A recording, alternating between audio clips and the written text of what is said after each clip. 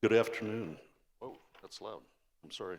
Good afternoon, and thank you for joining us today for this important discussion on data center development. My name is Tom Seagrave, and I serve as the president of the Cheyenne City Council. Over the past several months, there has been significant interest in data center development within our community. The purpose of today's panel is to provide factual information about data center development, its opportunities, challenges, infrastructure requirements, economic impacts, and potential effects on our community.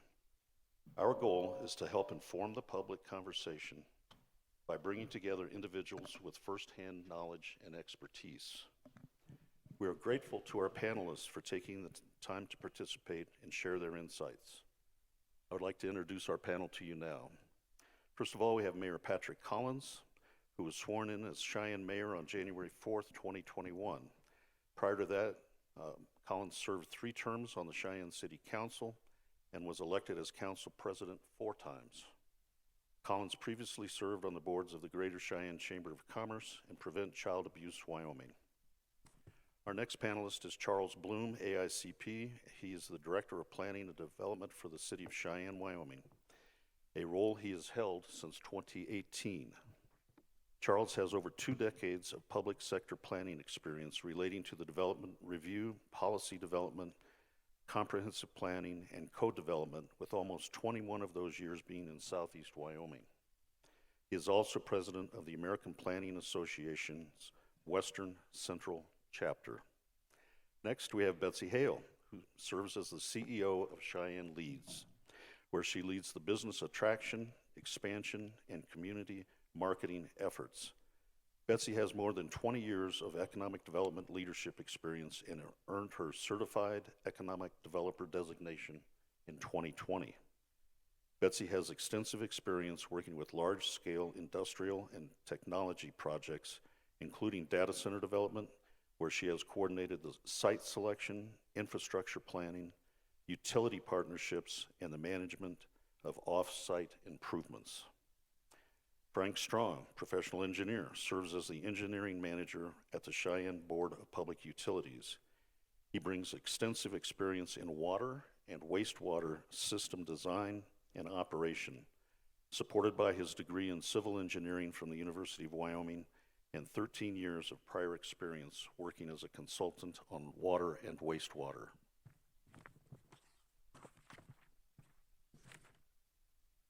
His technical understanding and firm negotiation approach has been integral in the responsible development of the data center industry in Cheyenne. Next, we have Bryce Dorr, professional engineer, who holds a bachelor's degree in chemical engineering and a master's degree in environmental engineering, both from the University of Wyoming. He currently serves as the capital project supervisor for the Cheyenne Board of Public Utilities, where he manages the capital and development programs that ensure infrastructure and resources are in place to effectively provide water and sewer services for the city of Cheyenne. Previous experience as an industrial process engineer has proven valuable in understanding and evaluating the potential risks associated with on-site data center operations. Next, we have Austin Allen, who's the Director of Data Center Development for Black Hills Energy. In his role, he helps facilitate the development of new data centers across Black Hills Energy service territories and also maintains the relationship for our existing data center clients.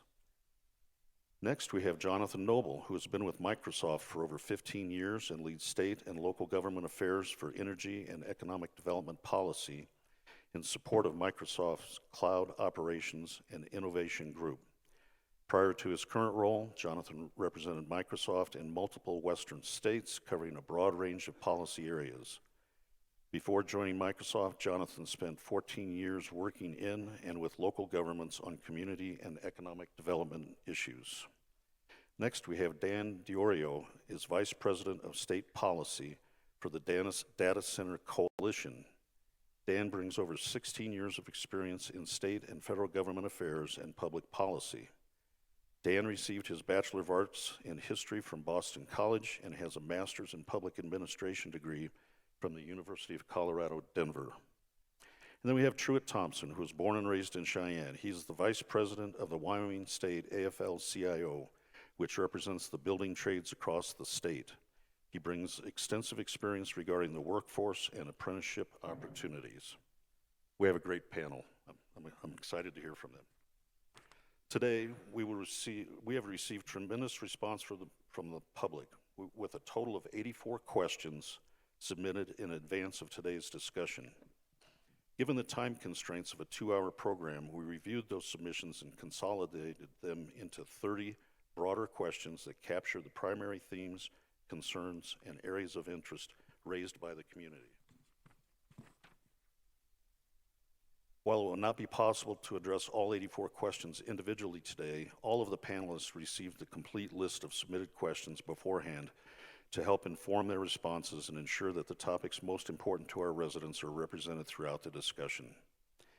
To help us keep the program on schedule and allow us to cover all 30 questions, we respectfully ask our panelists to limit their responses to approximately 90 seconds per question. For anyone who would like to revisit the discussion later, today's meeting is being recorded and will be made available for viewing on YouTube following the event. With that, let's get started, everybody. First question I'm going to direct to Betsey and Dan. Betsey, what is attracting data centers to Cheyenne, and why is there so much growth? Thank you, Councilor Seagrave, and thank you everyone who's attending today. This is a great turnout, and it's a very important topic. So to answer that question, what is attracting data centers here? Well, number one, it's the climate. You know, it's 90 degrees out today, and yet the wind is still blowing, and so that really is a factor in cooling costs. The large load contract for power that Black Hills Energy, and you're going to hear about that in a little bit, since 2015 is also an attraction to Cheyenne and Laramie County, as that's our franchise. Abundant and reliable power from all types of generation, and remember 60% of all power produced in Wyoming is exported. Incredible fiber connectivity on the internet superhighway. So most people don't realize that we have 5 major trunk lines that head up I-25 and then extend out across the country on I-80 as well. And so very important to be a part of that internet superhighway. There is a sales and use tax exemption on servers and data center equipment. 37 other states in the United States offer this. We also have what we call the Data Center Cost Reduction Grant, which is basically a reimbursement of up to $2.25 million of utility expenses that have already been paid. We also have a very low risk of natural disasters, such as hurricanes, earthquakes, all those kinds of things. But there are other reasons that all types of businesses come, including the data centers, and that is especially to Cheyenne and Laramie County, is the access to public water and sewer, land use regulations that are clear, and development review processes that are consistent and predictable. The business parks are planned unit developments that are managed and have conditions, covenants, or restrictions. Our tax policy, there's no corporate income tax, and there's no personal income tax, which is better for their employees. Our workforce, both our technical and our skilled tradespeople that are here, and our reasonable sales tax, real property tax, and tangible personal property tax rates are very reasonable. Thank you, Betsey. Dan, go, please. Yeah, in terms of what's driving growth nationally, who has a smartwatch on? Who has a smart TV at home?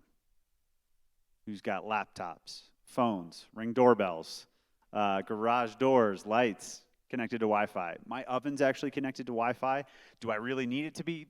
I don't know, but it's very cool, the fact that I could preheat it when I'm on the road, when I need to get chicken nuggets in the oven for my kids after soccer practice really quickly. We are all driving the need for digital infrastructure right now. The average household has 21 connected devices. Consumers and businesses will generate twice as much data in the next 5 years as they did in the previous 10. When it comes to remote work, online learning, telehealth appointments, electronic healthcare records, online purchases, 911 geolocation, state and local governments, national security, you name it. Data centers are the backbone of the 21st century economy. They're providing that infrastructure that allows us to work, that allows us to learn, that allows us to be connected. And I think there's a misperception out there that all of this growth is simply because of AI. The reality is that cloud is still the major driver of data center development. And that's because cloud is the underpinning of all of those things that I just mentioned. And cloud will be the dominant driver of data center development for the foreseeable future. AI is an important growth driver. There is no question about it.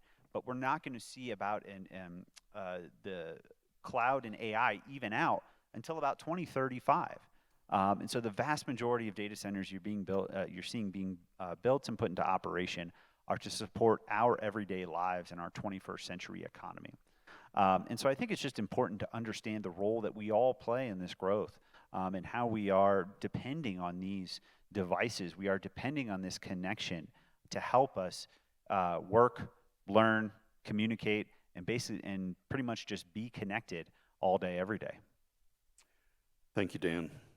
Our second question will be for Charles Bloom and Betsey. And the question is, what is the accurate real number of data centers being proposed and or considered in our city and county? How many actual applications or permits have been filed? How many centers are known to be interested in locating here? And how many center developments or expansions have already been approved, and at what level, both the city and the county? Is it 11, 30, or 70, as has been mentioned in the media? Charles? Actually, I think, Betsey, you going to do it I first? think Charles is going to let me go first on this one. Okay. And so I'm going to try to explain this without making it too confusing. So at Cheyenne Leeds, we count locations. We don't count buildings. So you could say we count addresses or campuses. A data center is not a data center. It's not a data center. Some companies have very large buildings with very large footprints and maybe only one building.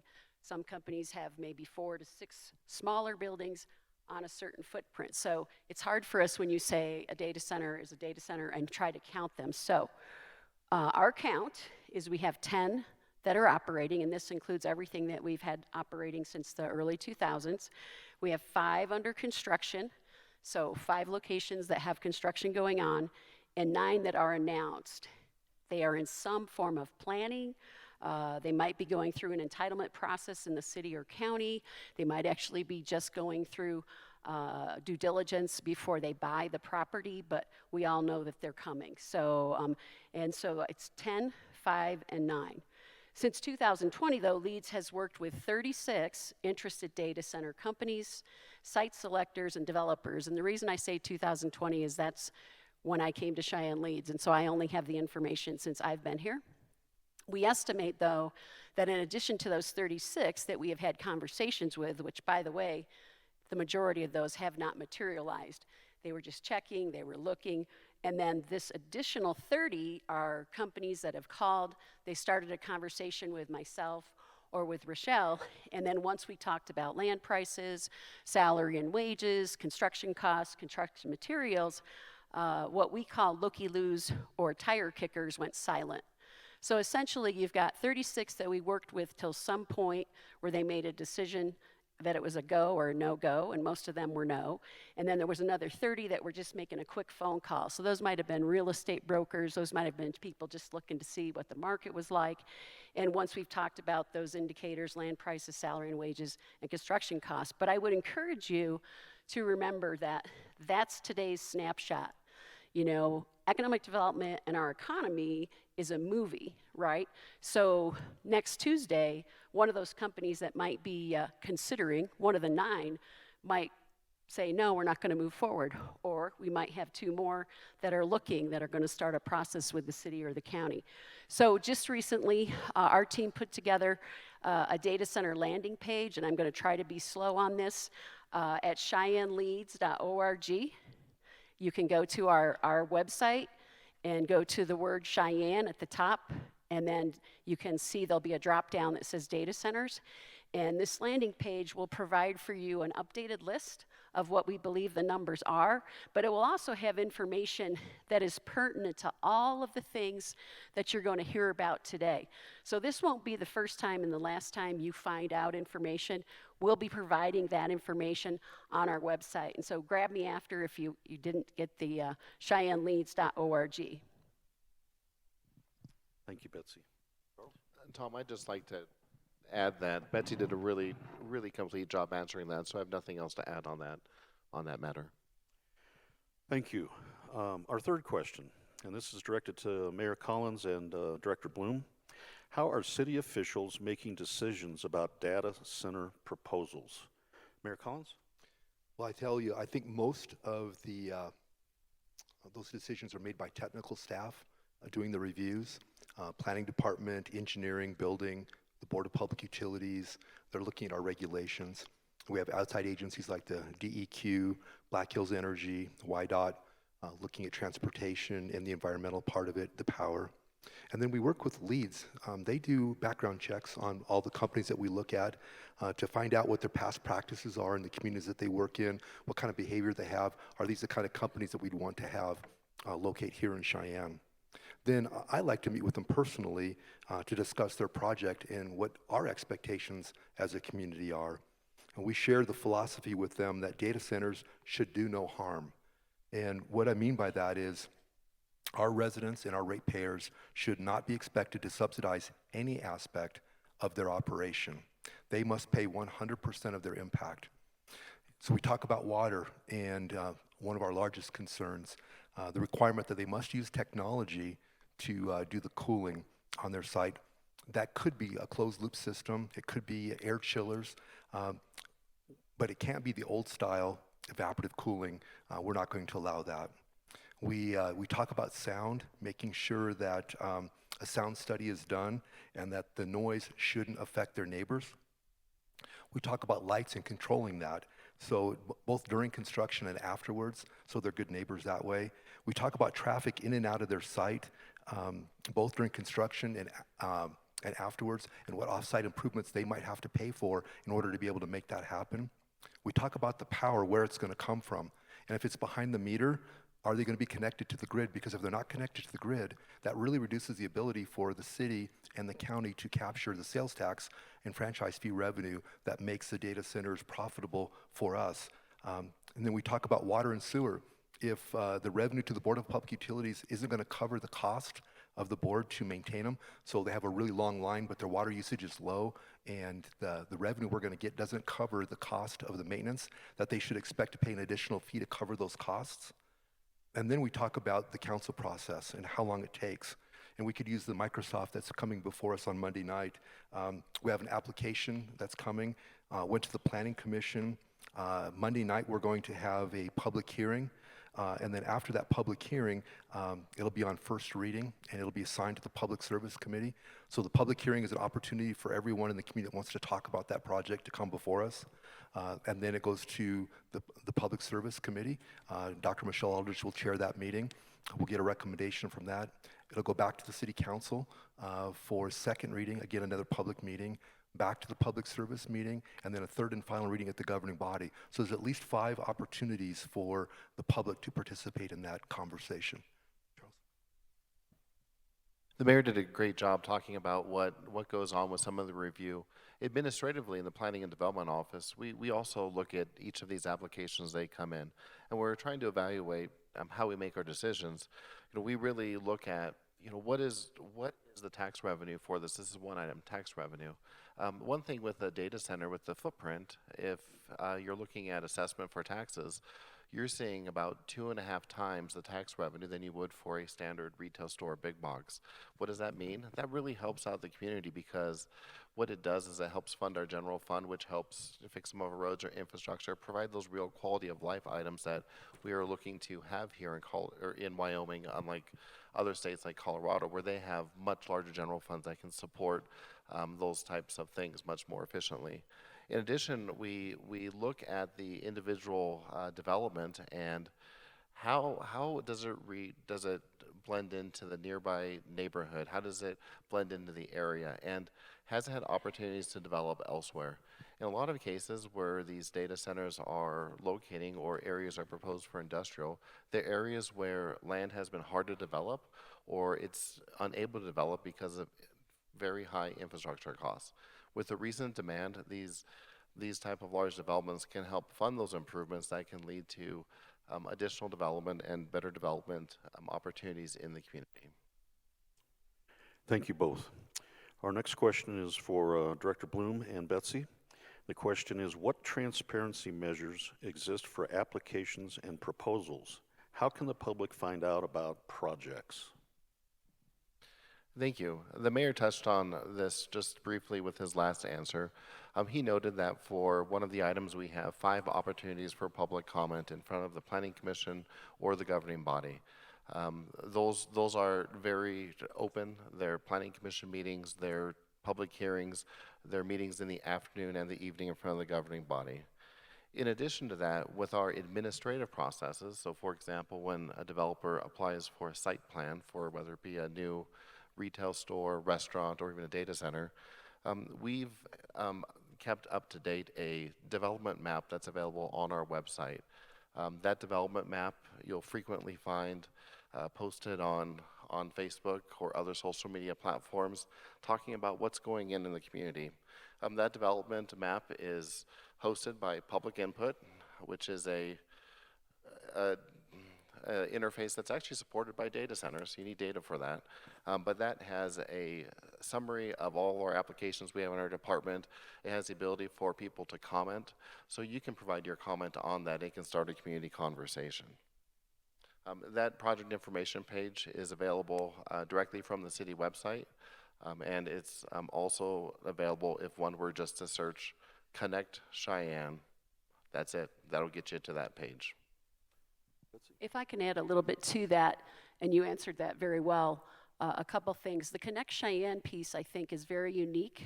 It's not something that you find in a lot of municipalities.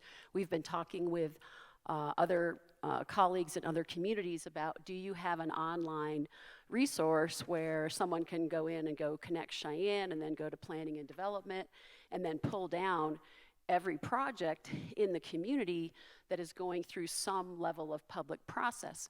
The great thing about it is if you open that particular project, then you can see who the planner is.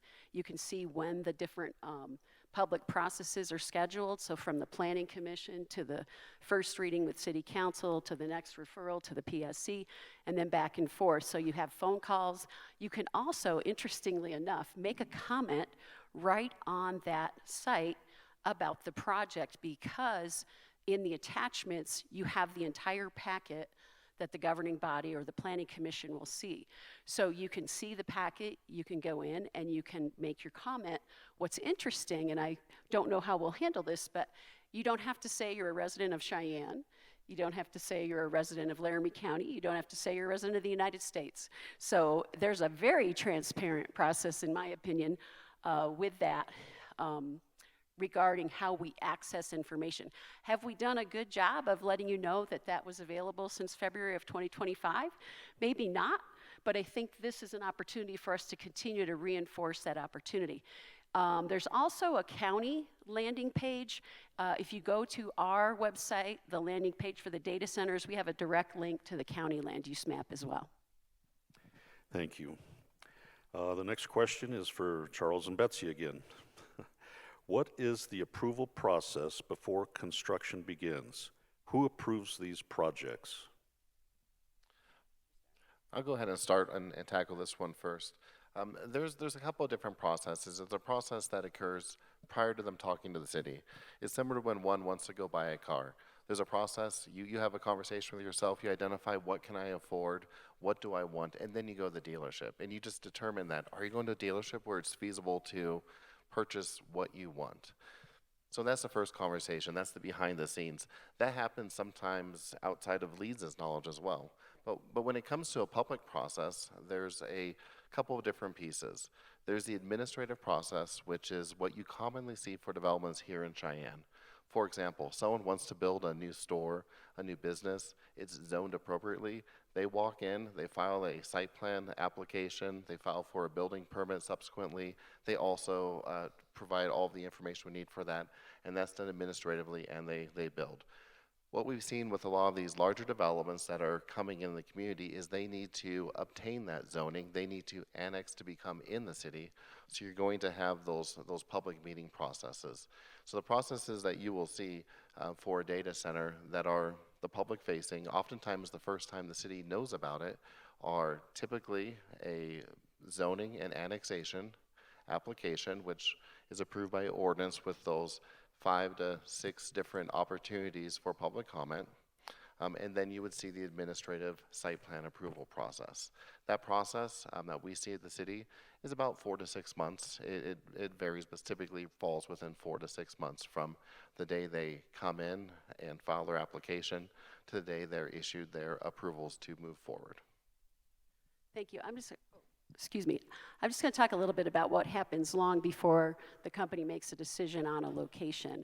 And that is sometimes we'll be contacted by one of their land development folks, we'll be contacted by a site selector, we might be contacted by a local real estate broker, and they'll say, give us the 5 best locations of this size, where could they go, could they be served by water, sewer, and things like that. If they narrow that down and they get a little bit further down the road, they'll actually begin just as you would if you were buying a home, or just as you would if you were buying a ranchette or something like that. You would begin some kind of due diligence, right? Either through your real estate broker or through your own due diligence team. And one of the things I want to stress is that these are global companies for the most part that we have here in Cheyenne. And so they do business all over the world. And so when they look at sites, they care, just like you do, about wildlife.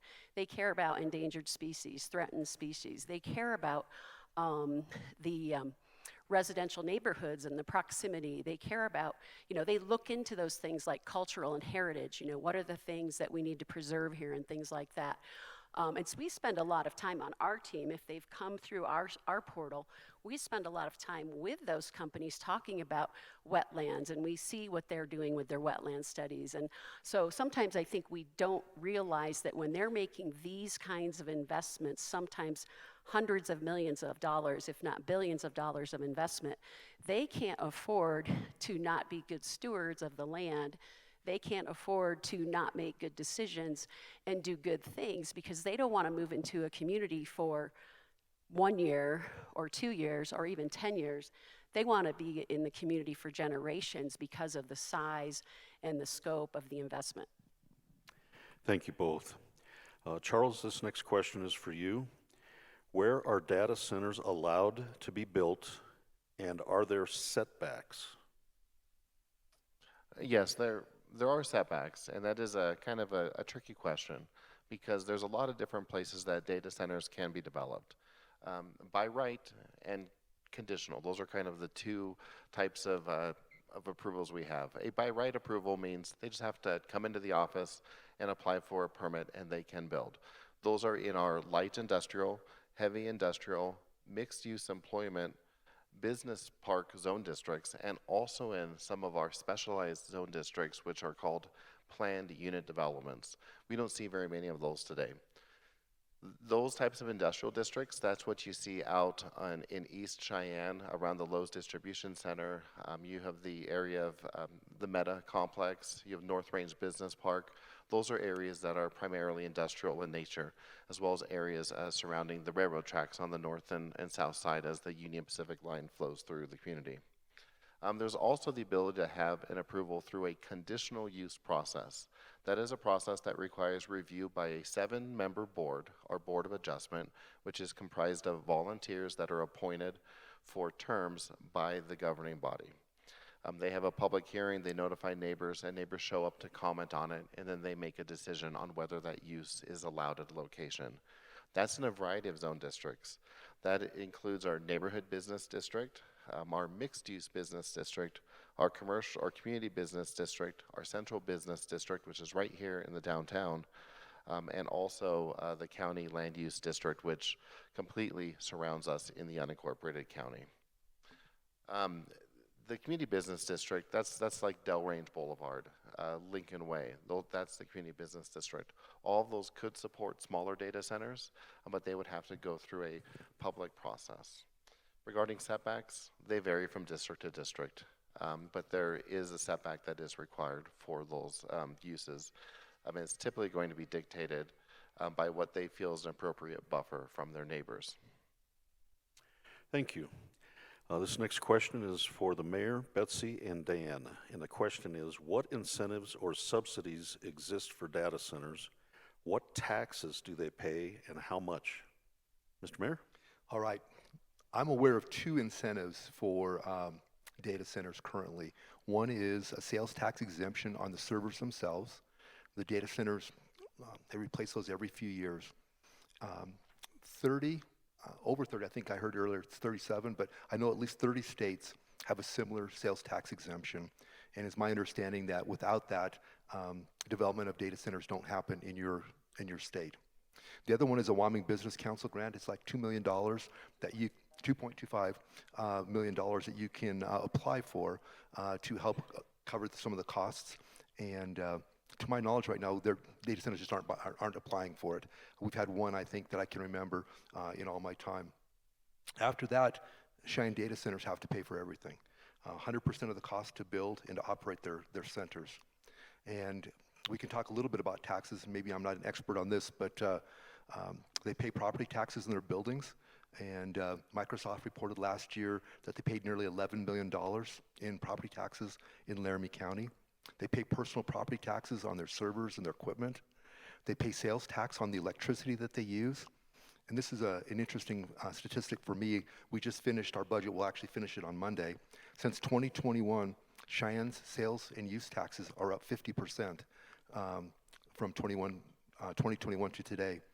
During that same period of time, oil and gas has kind of disappeared. We haven't had a rig in Laramie County for a long time, and we've seen between $500,000 and $1 million reduction in our sales taxes because of that. We just got a report from April, and we were down $591,628 in oil and gas exploration sales tax, but yet our sales taxes are up 50% in that period of time. And then our franchise fees, when you get your electric bill and your gas bill, there's a 2% fee that if you live in the city is paid to the city for the right to work in our right-of-way, and that's what Black Hills remits back to us. That number's up 125% in the last 5 years, and I attribute that to the impact of the data center development that's happening here. Thank you.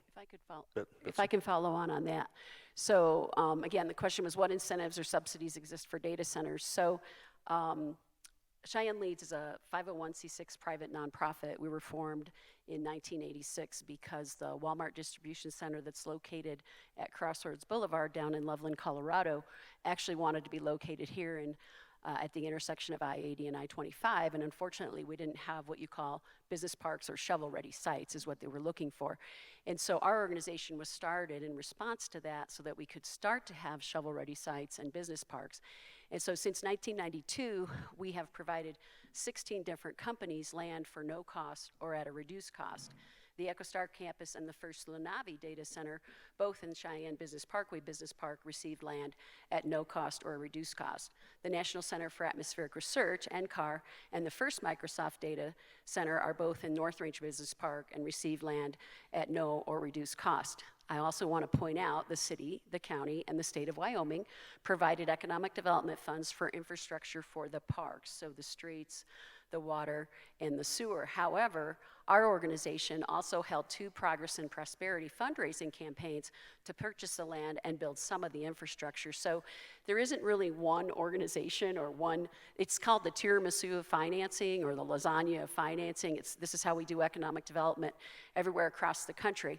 So the first data center incentive was 2002, but we actually didn't start the parks for data centers. Our first incentive was to Sierra Trading Post, which is the large distribution center now owned by TJX. But Lowe's, the Arundel Building, the Walmart Distribution Center out in North Range, UMC Technology, TBC Manufacturing, Searing Industries, and Eagle Claw have all received land at zero or reduced cost. So we've built the parks for all kinds of companies, not just for data centers. As of 2025, the return on investment to Cheyenne, Laramie County, and the state of Wyoming is $8.10 annually for every dollar that has been invested in the land and the infrastructure in the parks. There are 1,971 direct jobs and 1,411 indirect jobs in the park, and the annual payroll in those 2 business parks is $152 million.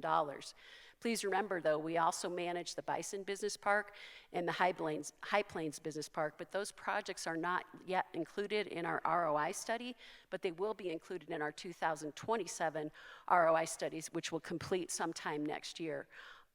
In those 2 business parks, no incentives were given to Microsoft or Meta, and they actually paid market rate or more for the land and the real estate, and they are paying for all of the infrastructure to those sites. Thank you. Dan? Well, let's take a step back and understand why there is a sales tax exemption on server equipment. 41 states have a sales tax exemption on manufacturing equipment. The philosophy being, we're not going to tax the inputs, but we want to make sure that you can operate, reinvest in this facility so that we can have the economic activity, we can have the outputs that are taxed. The same thing is true of data centers. We turn the servers over about every 3 to 5 years. That's about their useful life, but it also accounts for evolutions in technology. The new chips coming out are something like, 25% more efficient, energy efficient than the old chips. So that means we can have the most up-to-date technology in this data center to be able to operate more efficiently, do more with less, and to be able then to keep this facility open and running for the foreseeable future, for the long term. So that same philosophy that applies to manufacturing equipment, we're going to defray some of this cost so that you can continuously reinvest in your facility. That's the reasoning behind the data center sales tax exemption. And with that has come, we heard a little bit of some of the local figures. But in 2024, the data center industry directly and indirectly contributed $26 million in taxes to Wyoming state government. We heard $11 million in taxes to local governments in Wyoming. So data centers are paying every other tax that comes down with that. It's just by defraying the one cost, you foster continuous reinvestment in that facility. That puts people to work, that creates jobs, you foster expansion. It's that economic activity that data centers generate, which is far outweighs the cost of that exemption. Thank you. Thanks, all of you. Mr. Mayor, this next question is for you. Do local officials sign non-disclosure agreements or receive kickbacks for data centers? I love that question. Thank you. Okay, I have signed one NDA in my career since being elected mayor, and that's with Cheyenne Leads. As my position of being the mayor, I'm invited to be part of their board of directors. And that NDA has two things. One of them is it requires me to declare any conflicts of interest that I might have. So if I've got a conflict, I need to declare that conflict. And then it prohibits me from sharing information that I learn from my board activity. And I wrote down just quickly the paragraph that I think is most important.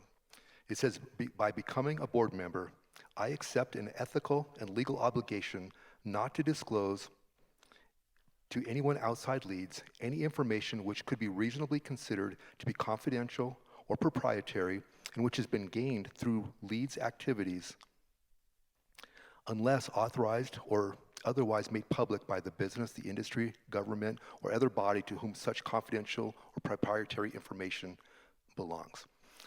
So what I take that to mean is if I'm at a Leads board meeting and I learn something that's proprietary or confidential, I've got an NDA on that. But in my job as mayor, the things that I learn and the things that I participate in, those are all public.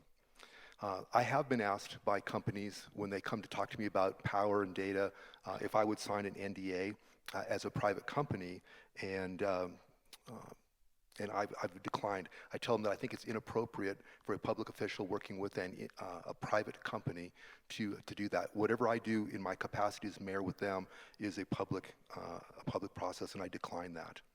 You asked about gifts or kickbacks. I am not aware of any public official being offered any gifts or kickbacks. I'm not aware of any public official that has signed an NDA with a private company. I do get an allowance from my wife. I don't know if that counts. And honey, you're 5 days late, or 6 days late.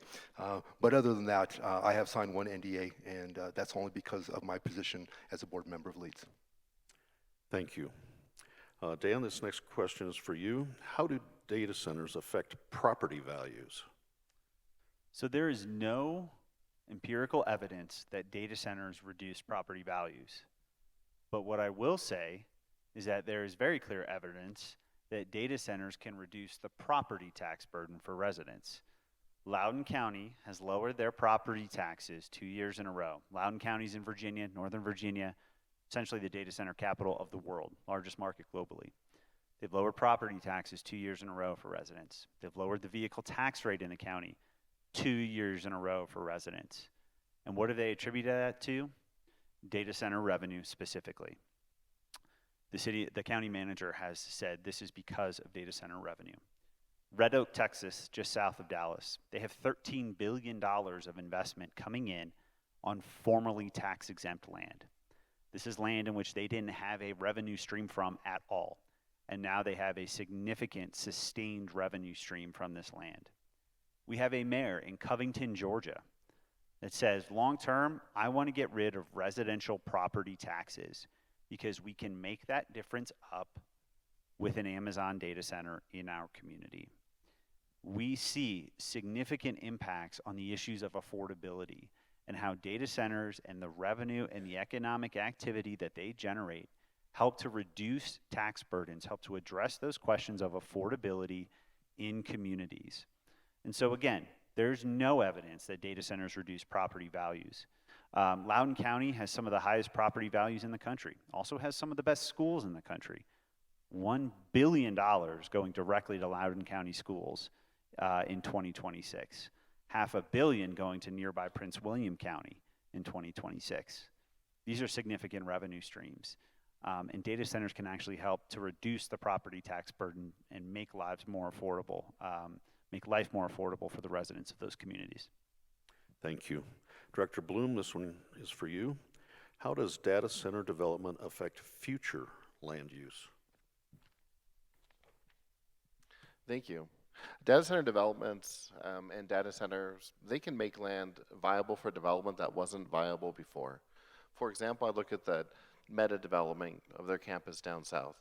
That area was an area that was underserved by sewer. It was an area where we wanted to see growth, but the infrastructure improvements were so expensive to get a sewer line out there, so nothing could happen. With the Meta development occurring, a sewer line extension was made that was significant and opened up a whole bunch of different opportunity for development in that whole area of the community. We see that in a lot of areas because of the investment that they make in infrastructure. Secondly, in our established industrial areas, those data centers that are being developed, they are generally aligning with the development expectations. One thing that's unique with the data center development is that initially with our industrial parks, they were planned for developments that had a lot more traffic, a lot more trip generation, and a lot more emergency response need. As a data center develops, they have a larger footprint, but they do have a more privatized footprint as well, where they're being designed in ways where there's one entity supervising one structure that generally has higher security. It's built to higher standards with fire protection, and it's not generating the heavy industrial traffic that we used to see in the past. Over time, you're going to see a lot less wear and tear on our roadways. You're going to see a lot less stress on our services, so you're going to be resulting in efficient use of that industrial area. With the recent data center development that we have had in the community, though, we are recognizing that we don't have a lot of industrial land here in the community that is available for development. Primarily, our industrial is in areas along the railroad. We have the business parks to the east. We have North Range to the west.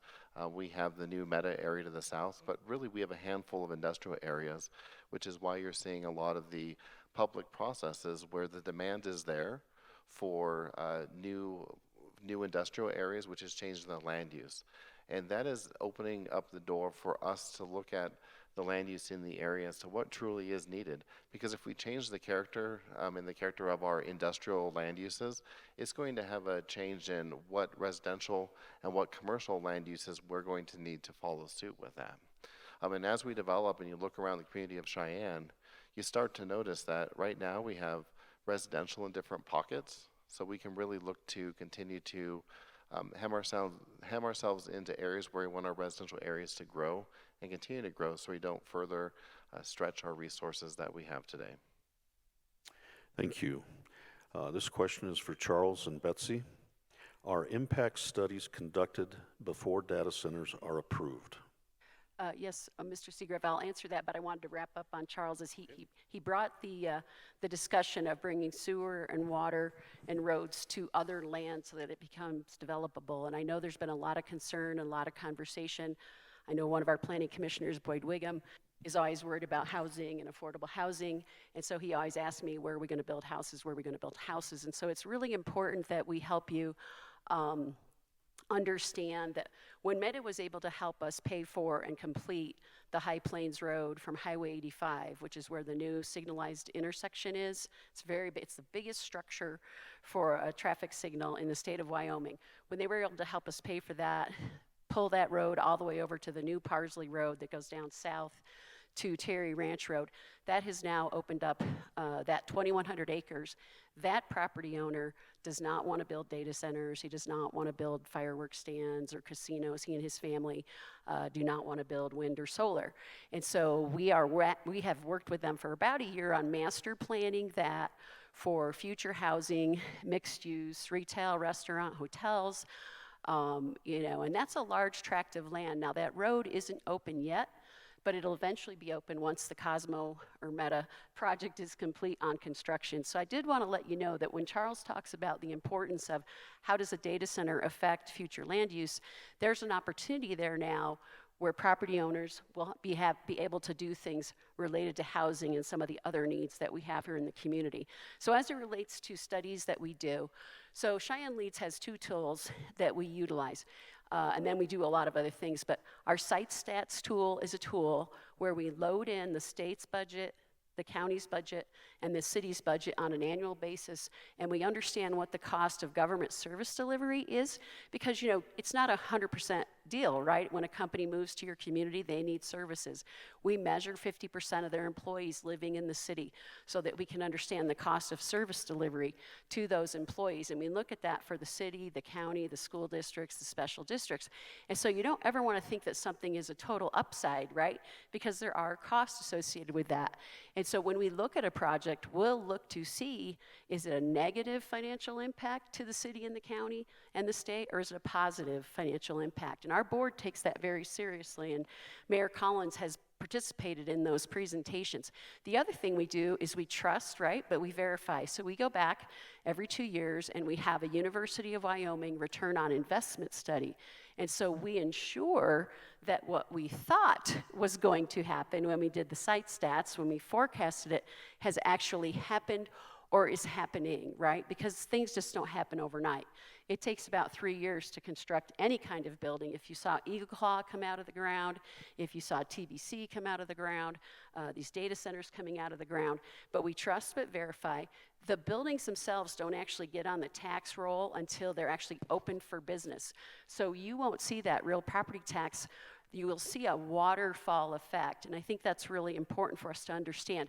The tax information that you requested before is available on our webpage. It shows the actual taxes paid since 2012 by all of the data center companies that have been here and have come since then. But remember, as these other units come on, as these other campuses come on, and when Meta's up and running at capacity, those tax revenues will go up exponentially. And so we do an ROI study, we do a site stats.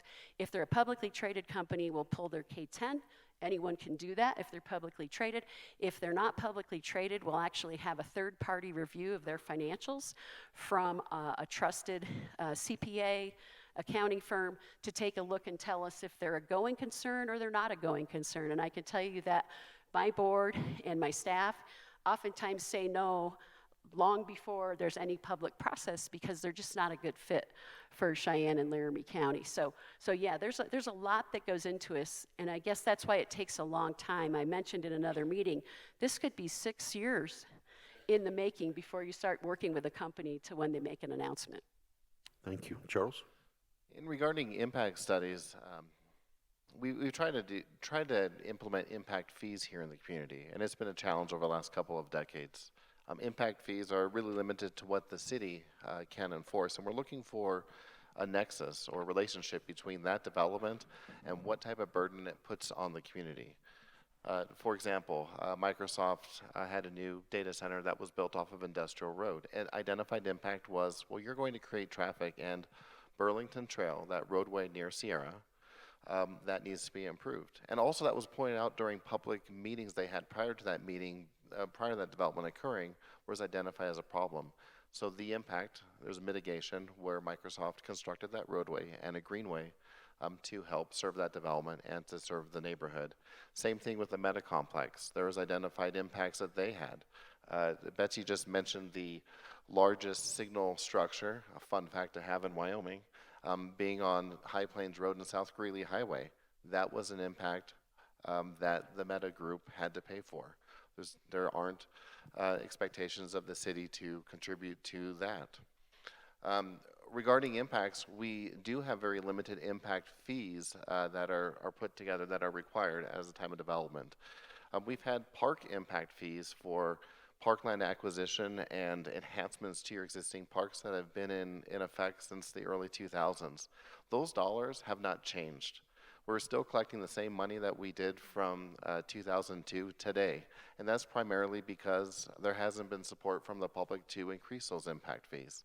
However, we do have public safety impact fees, which whenever a new development occurs, whether it be a single-family house, a data center, a coffee shop, a car wash, any of those items, they do pay a dollar amount based on a nationally accepted index where they pay an impact for public safety.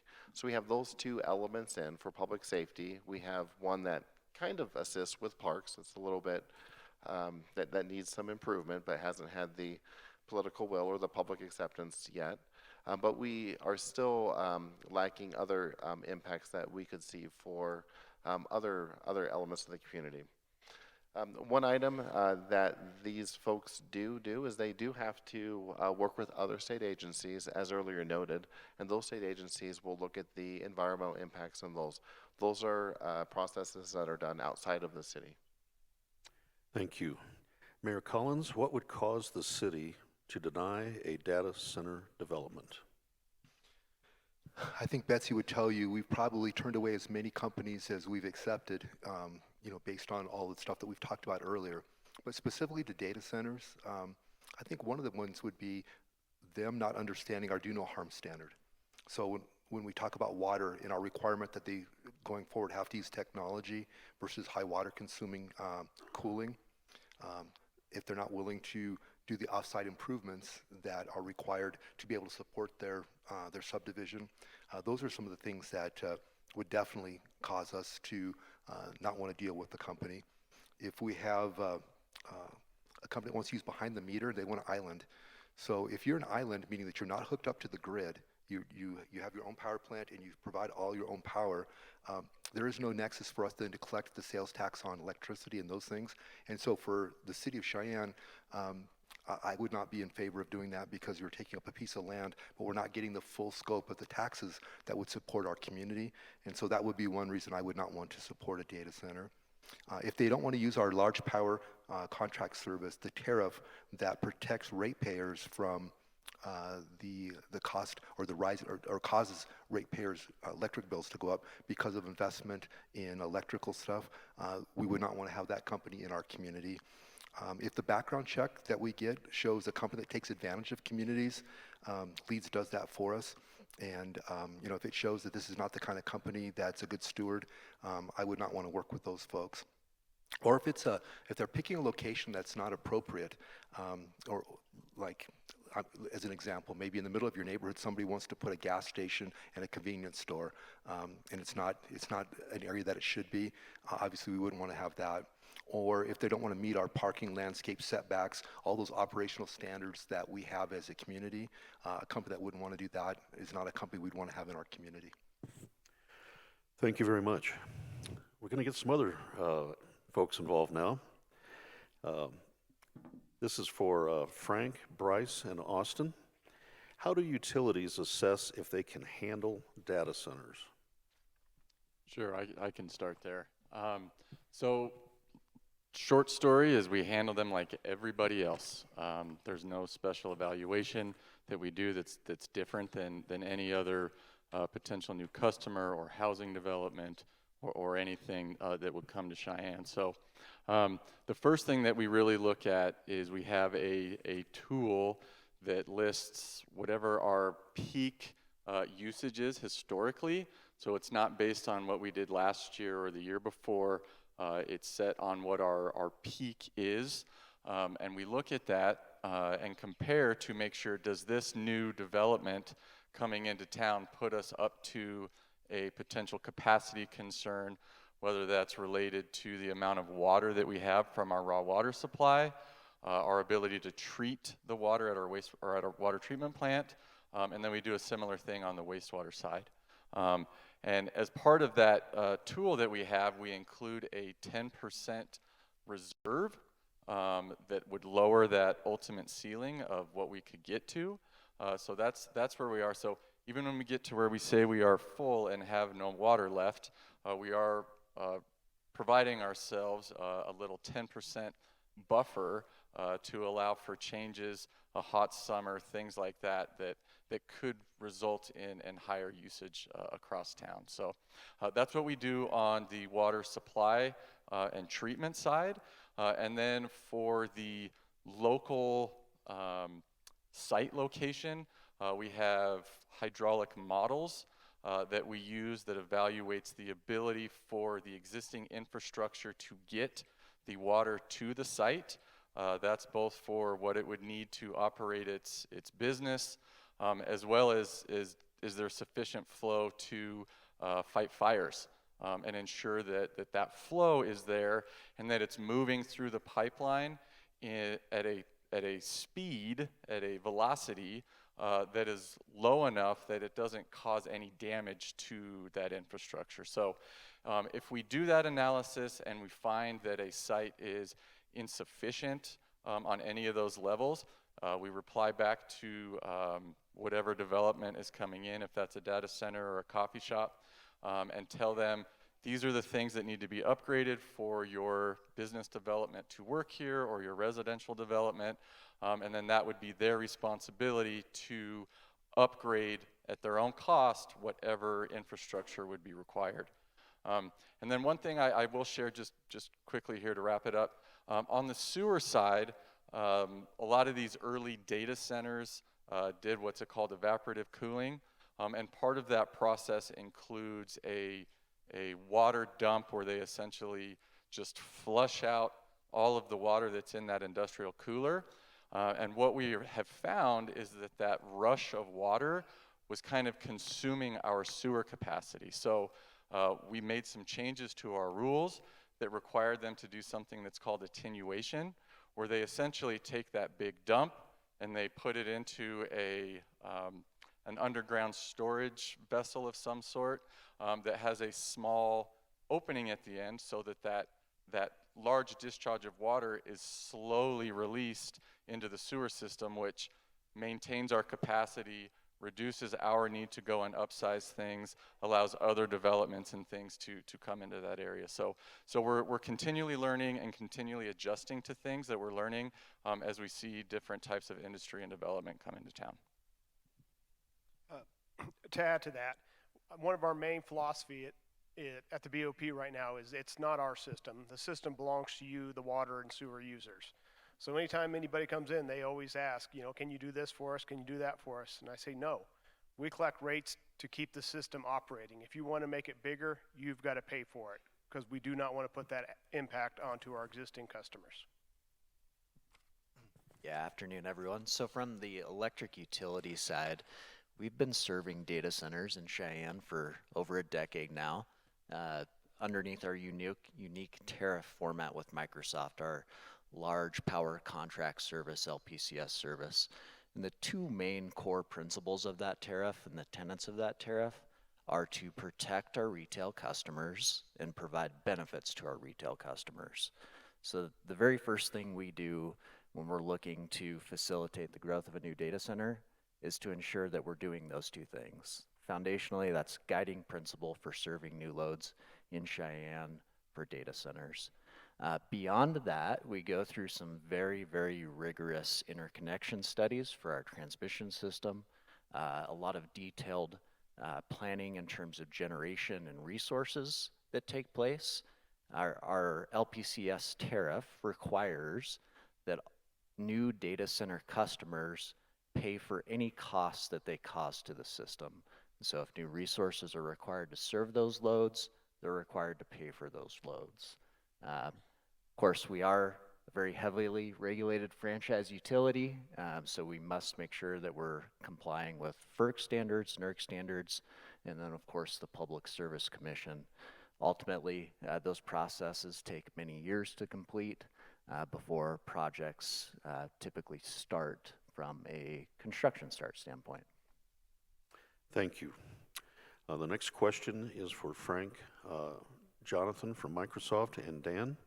How much water do data centers use, and do we have enough water? We may have to get BOPU back in this too, but let's start with Frank and go on. Okay, thank you. So that question's been asked a lot. So we did hand out a fact sheet kind of showing what the city of Cheyenne's water use is right now. Last year, the data centers used around 93 million gallons of water.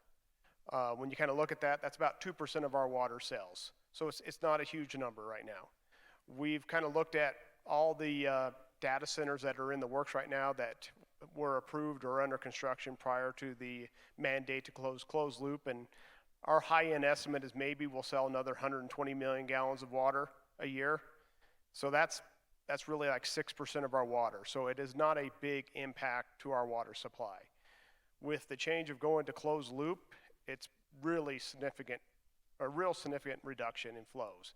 You know, right now for each one of the buildings, not the campuses, but each one of the big buildings, you know, we kind of would guess 3 to 5 million a year in water sales to that building. When they go to closed loop, it drops to like 400,000. So even if we saw another 50 data centers, that might be 20 million more gallons of water sold. So it raises up to 6.5%. So it's not a big impact. And right now, with our firm yield compared to our current water usage, we could sell another 2.6 billion gallons of water a year. So we do have the ability to handle some growth. And I'll jump in there real quick before we pass it down the line. In terms of the water that's being used out of our system, I think Frank hit the nail on the head. We have it under control. We have a very good idea of how much water is there. But there is another component of water that does play a factor with data centers, and that's the water that is needed to produce electricity. That can be a pretty significant number, an amount of water. It's not something that is under our direct control. However, we are paying very close attention to that and what impacts that can have from a state, a regional standpoint. And we've had some of those conversations with Microsoft to date, and understand that they have that kind of in their long-term vision as well. And maybe a good handoff to you, Jonathan, from there. Sure, thank you. So once again, Jonathan Noble with Microsoft, thank you so much for being here. Microsoft's been a long-term partner, member of this community, 14 plus years now, and we take that very, very seriously. We also know past is not prologue. Our ability to continue to be here, continue to grow here, continue to be a member here requires us to do better. And we are absolutely committed to doing that at every stage of our development and operations and design. As you've heard here today, that is a big process, right? We just simply don't come in, slap some papers on a desk and walk out with a permit and get to go. There's a lot of design work that happens. There's a lot of planning. There's evolution off of that planning. Construction, we have built over $68 million worth of infrastructure on our dime, supporting the community and our projects here. That might be roads, some of the infrastructure we've talked about. It's greenways. It's a wide range of infrastructure that we are investing in as part of our operations here.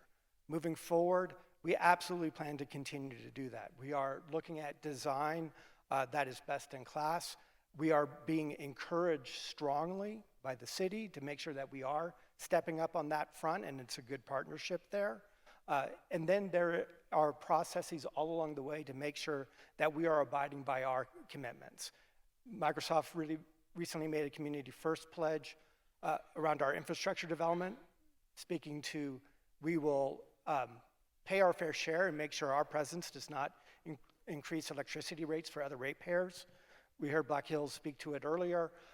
When it comes to water, we will design projects to use minimal water possible, and we will also work with utilities and other providers to make sure that they are in a position to either preserve, capture, or make more efficient amount of water equal to the amount that we are using. We will bring jobs to the community. We will bring tax revenue to the community, and we heard a little bit about that earlier. And then we will also partner with organizations in the community around workforce training, as well as just education and other things that are of importance to the community. That's foundational for us. As it relates to water, as I mentioned, we really look at making sure that we are designing these facilities to be more efficient in every iteration.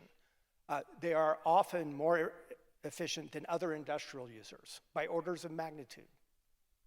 Even our evaporative cooling that we've talked a little bit about to date, those facilities only use water for cooling 10% of the year. The rest of the 90% of the year, we're pulling in air from the outside. It really helps us manage costs. Equally importantly, it manages water. The other piece of it is you've heard about it, we learn as we go, right?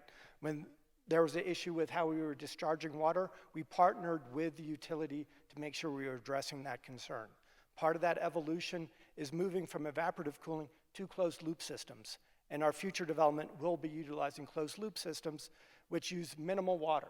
They don't use water for cooling. They use water for the employees who are there. Showers, toilets, sinks, things of that nature. So you're really talking about water usage in these facilities that are equivalent of about 20 homes, not even a restaurant. They're very, very efficient. Thank you so much. All right, I'm going to round us out here, and I'll try to do it quick. Data centers are amongst the most efficient water users in the economy. We use less water than semiconductor manufacturing. We use less water than food and beverage production. We use less water than what's lost to water leaks in municipal water systems on an annual basis. That's according to Bluefield Research. I'm going to rattle off some stats here. In Virginia, the world's largest data center market, 83% of data centers use as much, if not less, water than a large commercial office building. In Texas, data centers were responsible. Texas is the second largest market in the country. Data centers were responsible for less than 0.5% of the state's overall water use in 2025. In Arizona, top 5 market in the country, not known for plentiful water. Data centers use less water than sand and gravel mining, semiconductors again, and Arizona has a huge semiconductor industry. We use less water than craft beer production in Arizona, and we use less water than golf courses in the state. In Elk Grove Village, Illinois, just outside Chicago, another top market in the country, data centers use less water than laundromats and car washes in Elk Grove Village. Context is important. This is an industry that is constantly advancing design and technologies and techniques. And what we have definitely figured out is that closed loop technologies, the innovative hybrid cooling technologies, these are not new, these are not novel, they're being incorporated into modern designs. We will continue to advance water efficiency, but it's important to remember there is no one-size-fits-all method of cooling. Servers need to be cooled. If they're not cooled, temperature rises as much as a degree a minute until the servers fail. If the servers fail, everything we rely on goes down. 10, 15 years ago, you go into a server room, you'd want a light jacket on. The AC would be pumping. You can go into a server room now and be very comfortable in a t-shirt. We've figured out the tolerances a lot more. We don't make these decisions in a vacuum. We work with the local utilities and the local providers to determine what's the best cooling technology. Do you have enough water? If not, what can we do to ensure that we are not overstressing the system? Should we go to closed loop? Should we use air-based cooling? Should we use a hybrid cooling system? This is an industry that will continue to advance the ball, and they will continue to also be positive water contributors to the community. So restoring water, giving more back, investing in watershed conservation or watershed restoration. The industry is really committed to the communities to ensure that they are an efficient water user and a positive member of the community when it comes to precious water resources. Thank you very much. Frank, technical question for you. How is water use measured and monitored? Yes. So every connection going into a data center is metered, including the fire loops, because we have no control over that facility. Therefore, we meter everything to ensure that we can record every drop of water they use. Starting about 10, 12 years ago, we started installing smart meters and gateways. What this does is we're no longer required to go up to the meter and read the dials to say what the demand has been in the last month. We can actually monitor that real time, where we can get a new reading every hour if we need to, and we can set up alarms saying, hey, this one is using a lot of water. Actually, how many of you have been called at your house saying, hey, you might have a leak and you should get it fixed? You know, we're very proactive in monitoring the water usage to ensure that no one is wasting it.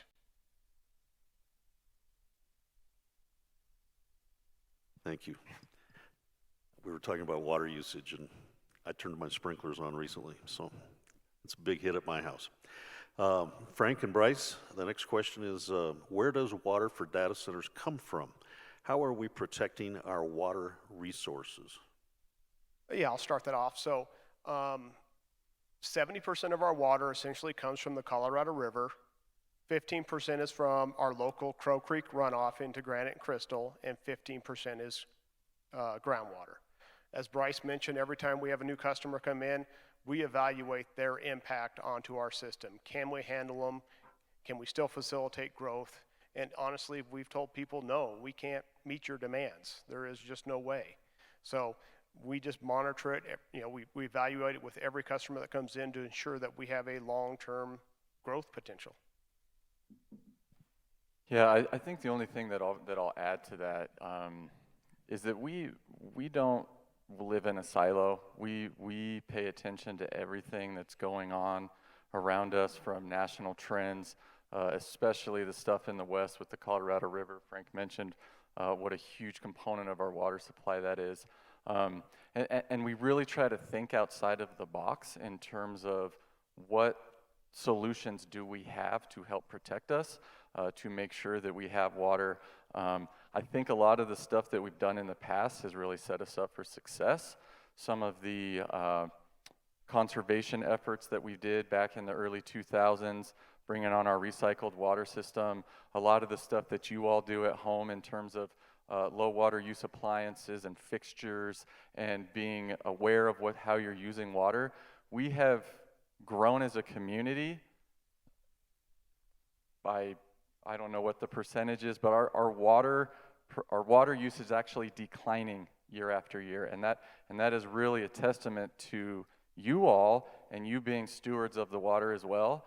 And I just want to let you know that we value that, and we will protect you guys as you have been protecting us over the years, to make sure that we do have a reliable water supply for you moving into the future.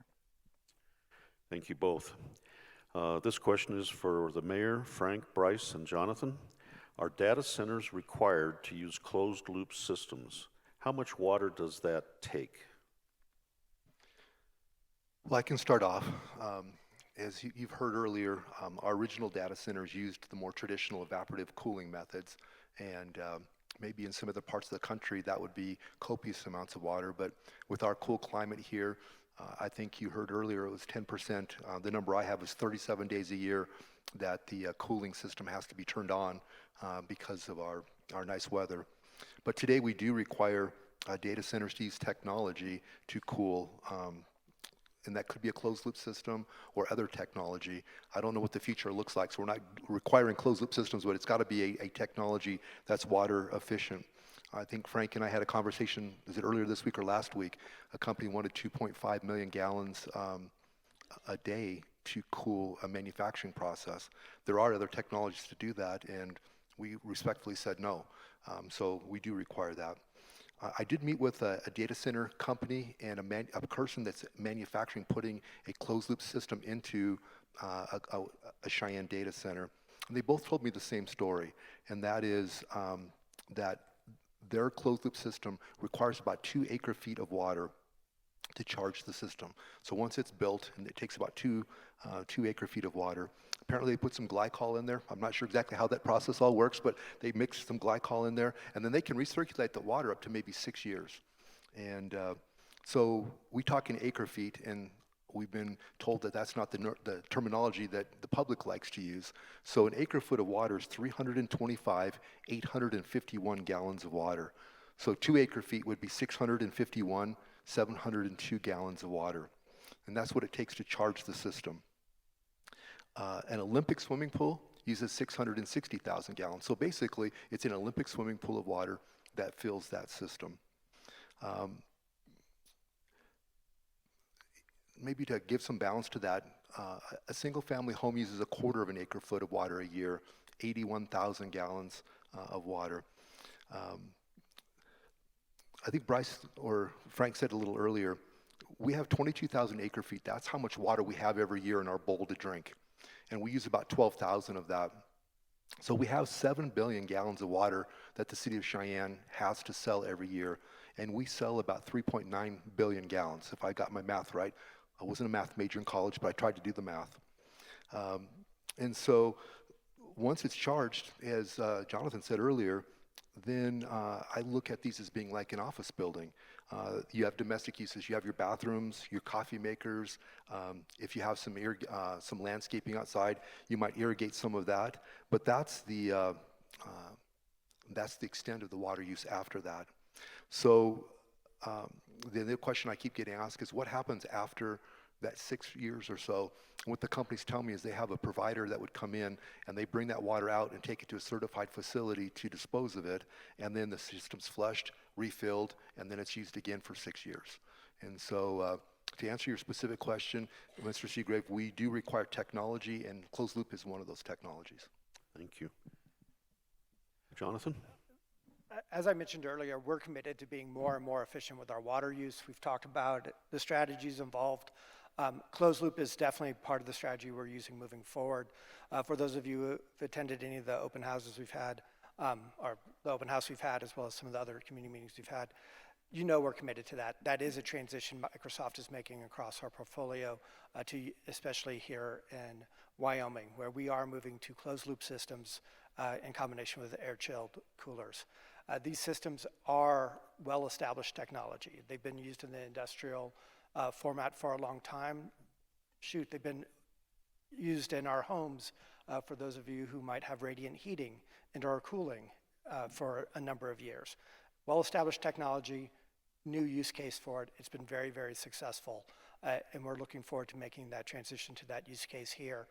We do all of this in close partnership with the utilities. You've heard about the level of planning that goes into the system, the improvements, et cetera, to make sure that the designs we are implementing are working in conjunction with the planning that they're doing, the designs that we develop to make sure the systems are whole, not simply at our property line, but throughout the entire city. And we make investments to make sure that our systems are not raising costs, not impacting other consumers, whether that's from a rate perspective and/or a operations perspective. We are as reliant on these systems as you all are, and we are deeply, deeply committed to making sure that they work now and into the future. Guys from BOPU, any additions? Yeah, Bryce? something real quick.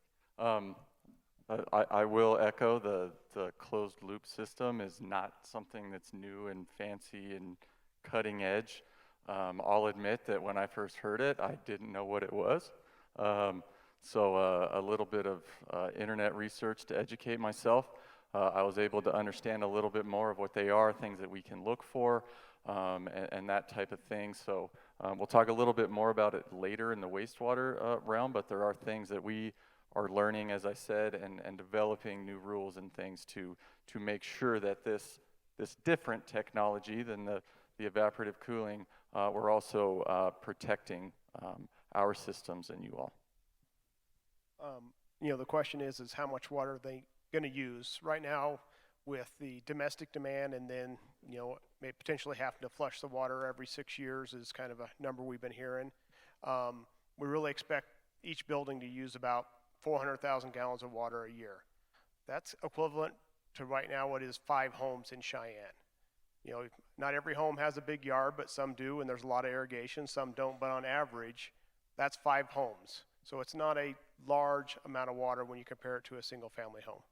Yeah, and just one thing to add on to that real quick. So the 6-year maintenance cycle flush thing, we've heard variations of what that can be, 3 to 6 years. Just so you all know, and when we put these numbers together, we use the most conservative every 3-year approach when we're looking at the total amount of water that's used. And then again, to reference back to what Frank had said earlier, we do monitor each one of these sites through meters. So if there are any leaks or major issues, that's something that we would be able to identify and work with that customer to make sure that we're not wasting water that is not being used beneficially. Thank you. The next question is for Frank and Bryce. How is wastewater being addressed and monitored?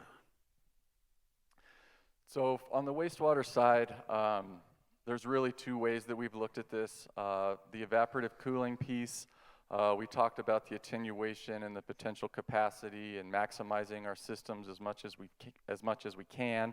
On that side, there's also something to be fully transparent that we have come across with our new local limit study that we developed for our wastewater treatment plants. Has actually reduced the amount of dissolved copper that we can release from those plants. So we are now having to work towards reducing the amount of copper that we take into that plant. Some of the places that we have seen some of that stuff is from our evaporative cooling sites. They have a lot of copper tubing that moves the water through. When that sits there for a long amount of time, for the days that we don't actually cool it, some of that copper can dissolve into the water. It's not an alarmingly scary number. We see very similar numbers on residential discharges. But in early discussions with Microsoft specifically, we are starting towards moving towards a solution and how we can address that as kind of a partnership in town. And then on the closed loop portion, we have established rules that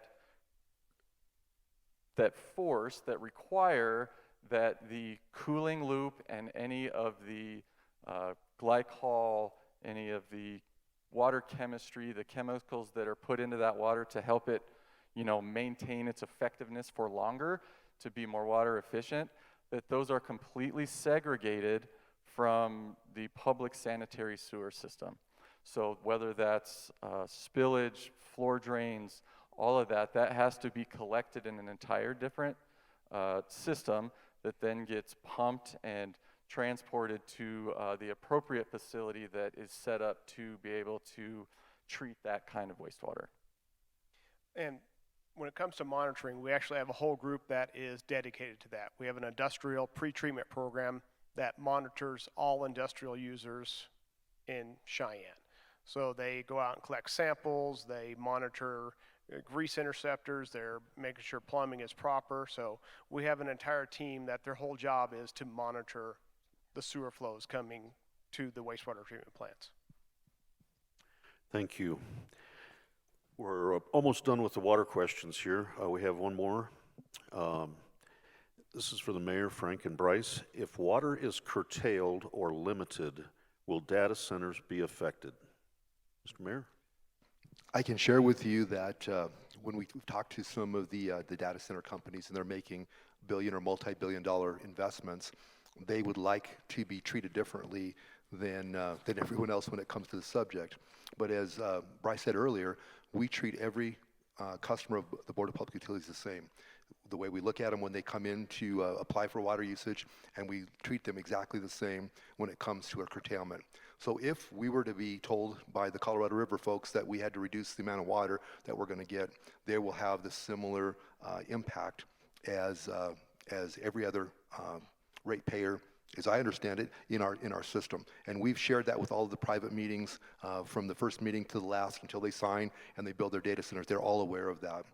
I will share with you, though, some optimistic news. For the last 5 years, we've worked really hard to try to find new water resources to replace the water in case we do have a curtailment. We have some very good opportunities at this point. However, we haven't got anything signed. But I'm pretty optimistic that we're not going to have to make radical cuts in the future. And I hope that that turns out to be true. So let's say we have a curtailment next year. What's going to happen? So right now, the BOPU with all its storage, and we don't do any reduction in flows, we could last 4 years. Granted, at the end of those 4 years, our reservoirs are completely dry. So obviously, we're going to have a staged approach to water conservation for a long-term curtailment. Our current plan, which we are in the process of updating, starts with outside irrigation and non-revenue water, and then moves down from there. So at some point, the data centers are going to follow that same process, where they're going to have to reduce outdoor water use, then they're going to start reducing indoor water use just like you as residents would have to. So we're going to treat everybody the same, and we will survive the curtailment.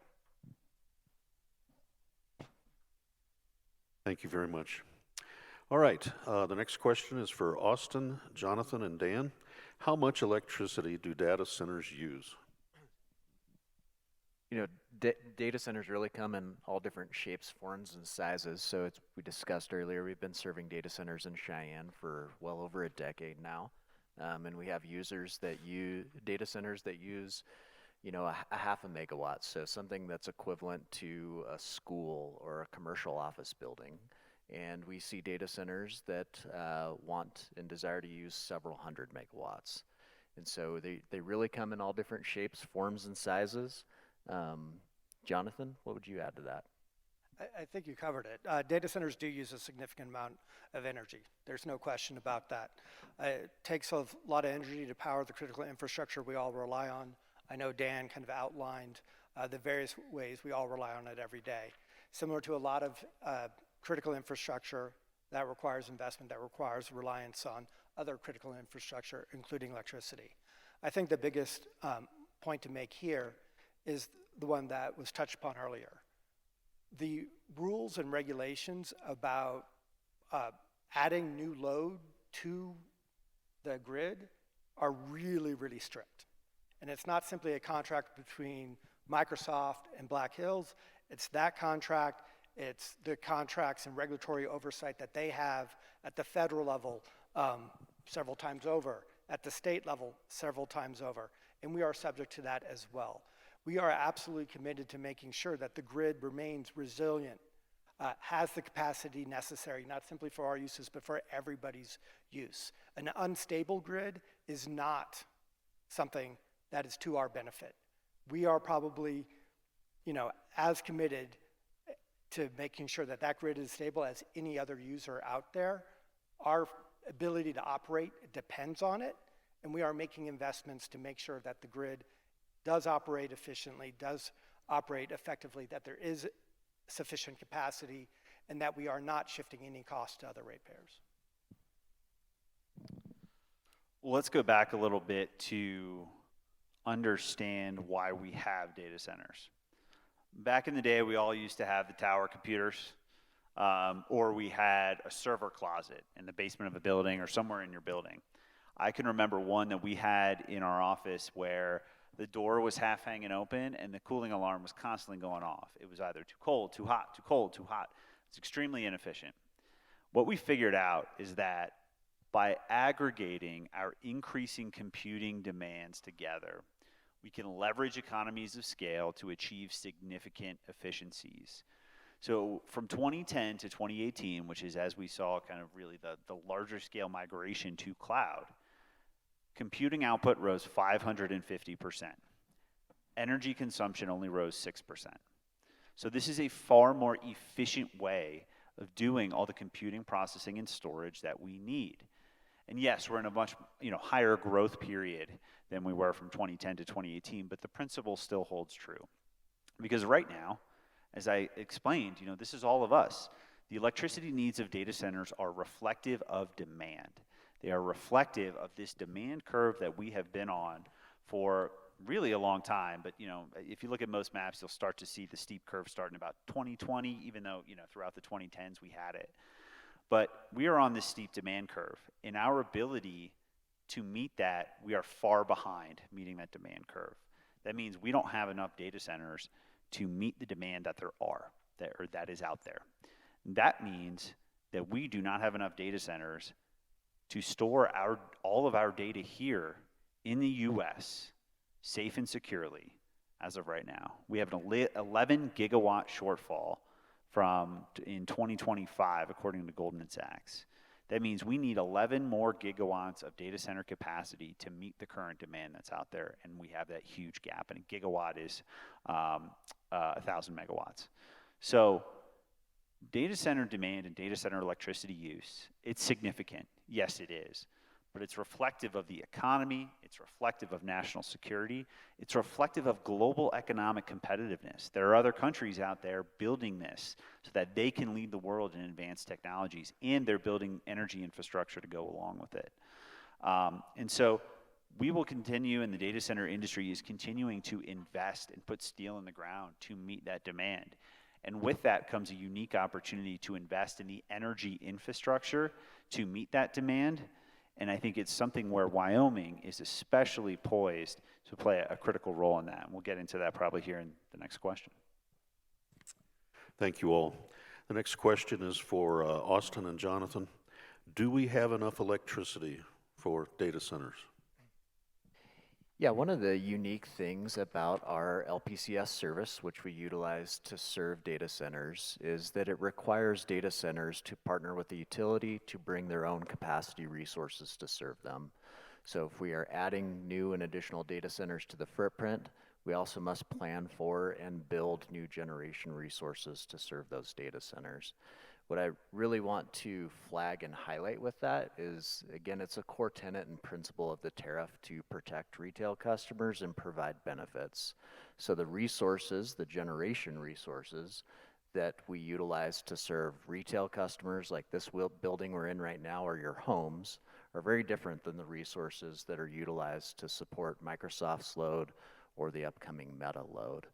And so while we continue to see data center growth occur, yes, we thoughtfully, purposefully, intentionally plan with our customers to make sure that we're bringing enough resources online in order to serve them reliably. I think the other thing I'd like to highlight is Cheyenne, for the last several years, is consistently rated as one of the most reliable utilities in the country.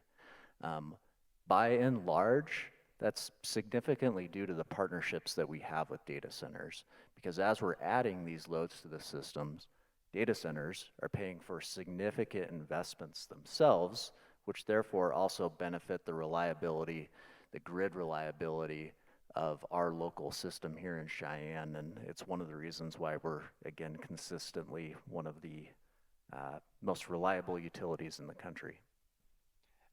The only thing I would add is that Wyoming's an energy state. Everyone in this room recognizes it. And I will say that extends to the leadership that the state has had on partnerships with data centers. As was just outlined, we are being held accountable. We are making sure that we are making the investments necessary for a strong, resilient grid, and we are doing so in a way that does not impact your rates. That is due to the leadership that the state has had on this issue, not simply over the past 5 years as it's kind of grown to be top of mind for all of us, but over the past 10, 15, 20 years. We fully expect that leadership to continue due to the partnerships and leadership of folks both around this stage, but also around this city and around this state. And I'll just add and just build on this again, which is that Wyoming has a commitment to energy infrastructure. It has the expertise, it has the workforce, and it has the resources for energy infrastructure. That sends a long-term signal for predictability, certainty, reliability to be able to have a reliable, resilient electricity grid. It's one of the reasons why data centers are looking at Wyoming right now and investing in Wyoming. It's one of the reasons why Microsoft was ahead of the curve and has been here for a very long time. We are in a pivotal moment right now. We just had, in general, right, as we look nationally, about 20 years of flat load growth. Now we have load growth on our system. It's from data centers. It's from advanced manufacturing, the policies that have brought manufacturing back to the shores here. We have increased electrification, and we have emerging hydrogen production. All of this is coming together now, and so we are in a period of high electricity load growth. I think it takes a philosophy to say, we can do this, we can build it, and we will foster economic development, but we can also do it responsibly. Wyoming checks off all those boxes, and I think it checks off all those boxes more so than a lot of other states that have all of those pieces in place to say, our goal is not to say we can't do it, or we will limit it, or no. We will figure this out, we will build it, and we will do it in a way that adheres to our values and make sure that we protect our ratepayers. This is a tremendous opportunity for investment in the grid. What we see throughout the country, large loads like data centers put downward pressure on rates for others. Indiana, Michigan Power, really strong growing market. We're gonna lower our rates for residential ratepayers because we have data centers revenue coming in. Georgia Power, 3-year rate freeze, lowering rates after those 3 years because of large loads coming in, the most significant of which is data centers. DTE Energy, Detroit, Michigan. We don't need a rate increase because we have 2 data center projects come in, and that's our commitment to you, is that these projects come in, we are not raising your rates. PG&E in California, of all places, not a place known for cheap energy or commitment to anything. PG&E is the largest utility there. We've kept rates as much as 11% lower because of data centers. We have a tremendous opportunity here to help address those affordability questions and keep rates low. Data centers are playing a key part in that, and you have the right type of system set up to ensure that data centers pay their own way, they pay their full cost of service, and no other ratepayers are affected. But if you're affected in the positive way, which means your rates go down because data centers are bearing the burden of this cost. Thank you. Austin, this is kind of a tag on there. The question is, will my electric rates go up? What protects my electric rates? Yeah, to echo what Dan was saying there, data centers will not and do not increase your electric utility rates.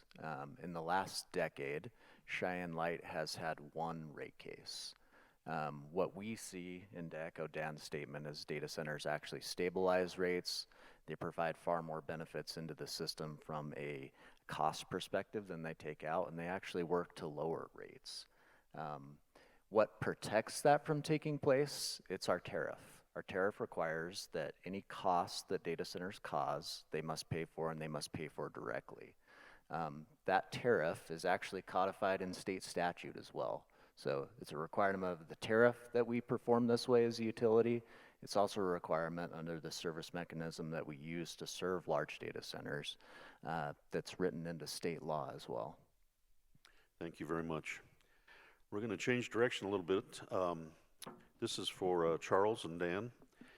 If contamination, air quality degradation, or other environmental harm happens due to data centers, who is legally and financially responsible? How would this be enforced?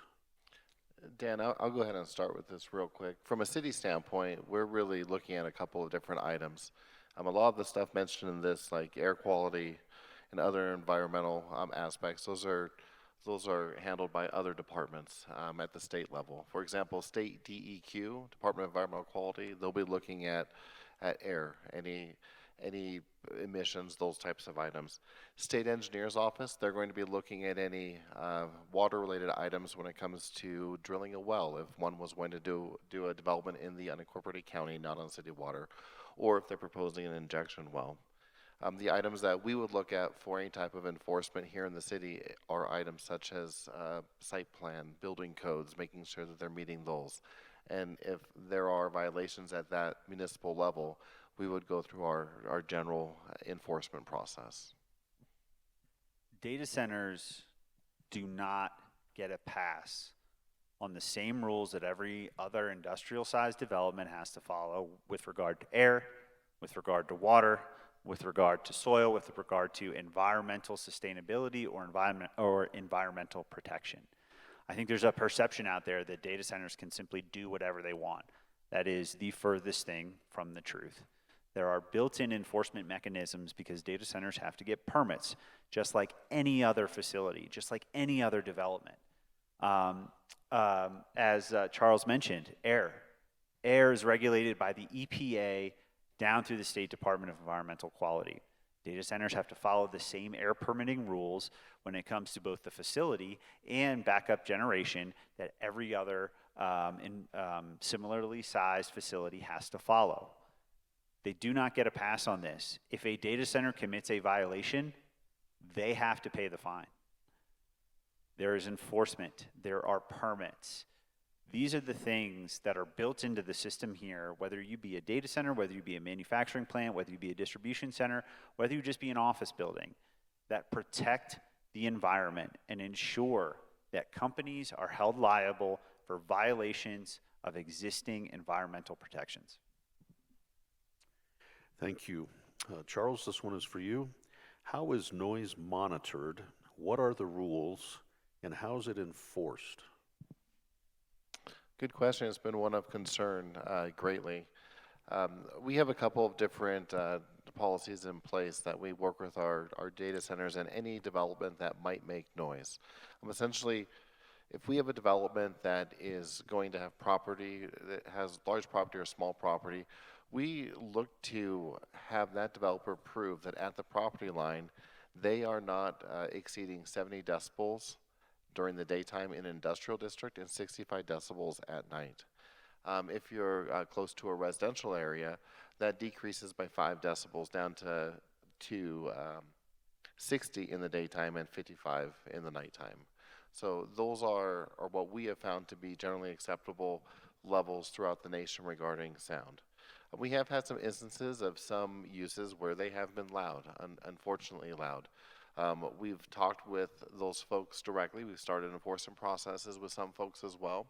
And we've been able to communicate with them in ways to bring those noise levels down to acceptable levels. But really what we're looking at is we're making sure that on a consistent basis that those are not being disruptive to zone districts, primarily the residential ones outside of that park or near those uses. When a data center comes in, they're required to provide a sound study, a study that says this is what we intend for the sounds to be. And others have gone as far to install equipment on their site that actually provides readings to demonstrate that's where they are at. We do have some exemptions that are in place. Those exemptions are for a lot of the generators for backup power that aren't really needed as much here, but they do require testing. We have some pretty strict testing restrictions that they can only test during normal daytime hours for periods not to exceed 30 minutes for those units. So we put a lot of safeguards in place. And again, we're continuing to monitor how those regulations are playing out in real life. Is it something that's working? Is it something that needs to be revisited? But so far, it seems like we have a pretty good level right now on a lot of our data centers and monitoring their sound. Thank you. This next question is for Frank, Bryce, Austin, Jonathan, and Dan. Will there be public reporting of regulatory compliance? Yes, so the Board of Public Utilities is a public drinking water system. We are required to provide public notification. Every year we send out a consumer confidence report that talks about our water quality and what we're producing and delivering to you as citizens. And then of course if we have a significant issue, we're required to do public notification. A couple examples is, I wasn't here at the time, but I've always referred to as the Mother Day incident, where we thought we had a possible contamination of, what was it? Crypto.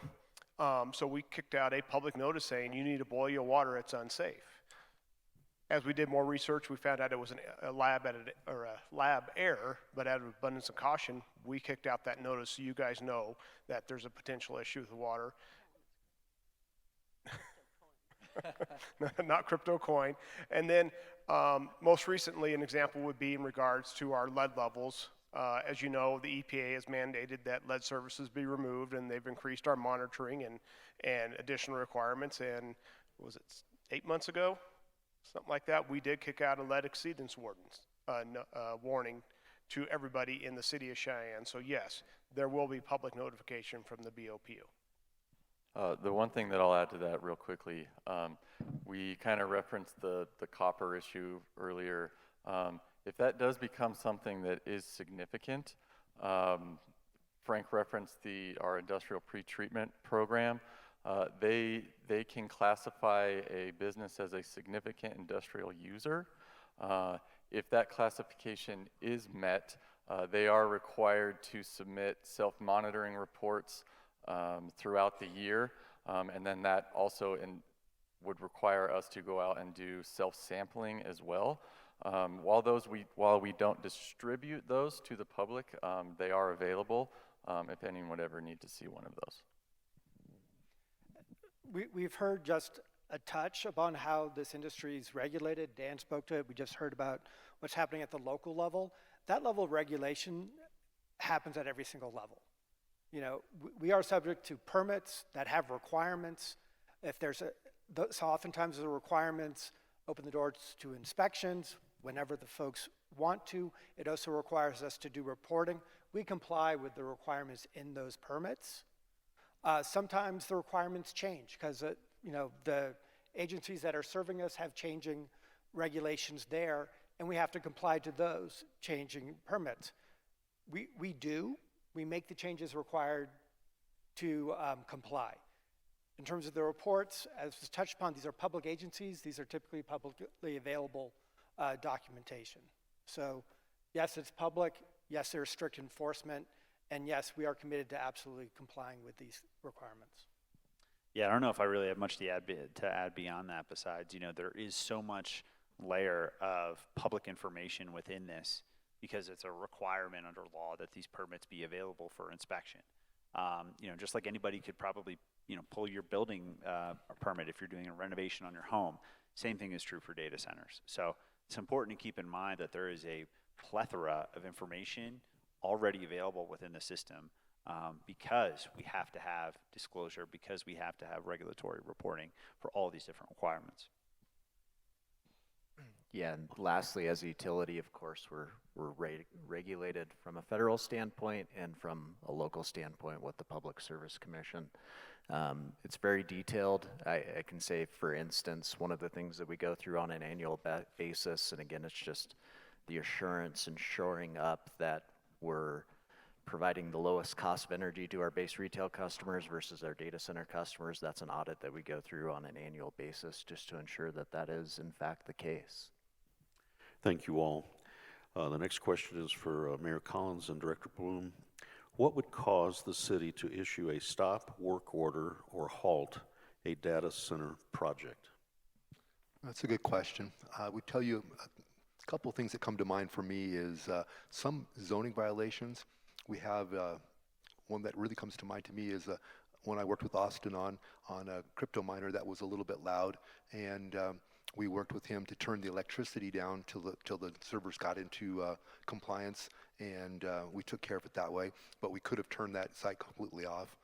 If our chief building official finds a code violation, especially if it has a health and safety impact, they would issue a stop work order until that was resolved to his satisfaction. I don't know, Charles, did you want to add to that? No, Mayor, I think you did a really good job summarizing there. Really, all the data center developers we've had in the community, they're all rule players. They're asking for inspections on time. They're following their site plan, so we're not seeing any issues. But if someone wasn't following a site plan, wasn't following a building permit approval, that's when there'd be a potential for what is commonly known as a red tag or a stop work order that's placed on that, and we haven't run into those problems. Thank you. Dan, this one's for you. Do data centers affect ambient temperatures, and if so, how far away from each center? How will that impact life? So let's say you have a flat piece of land. It's an empty space. Now you put a Costco. You put a distribution center. You put a data center. You put a school. You put anything. Anything in which a building has to have cooling to it. Doesn't matter what type of building that is, that building will be hotter than an empty flat piece of land. It's kind of, simple physics. That's sort of how it works. So I think this idea that data centers are creating this ambient heat that is flowing into other communities, the research is flimsy. You can take a reading here and take a reading there, and yet what you're not distinguishing is that is a parcel of land that has a building,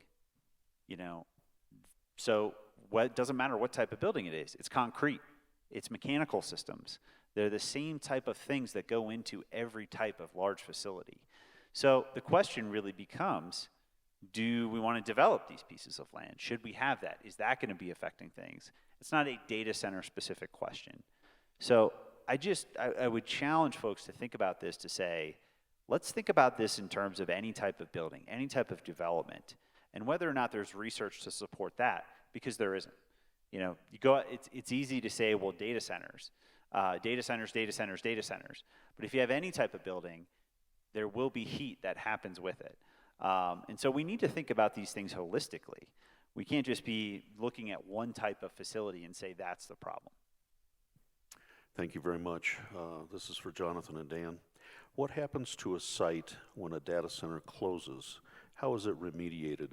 And I think basically they're asking when it's retired, what happens? I'll let you know when I see it.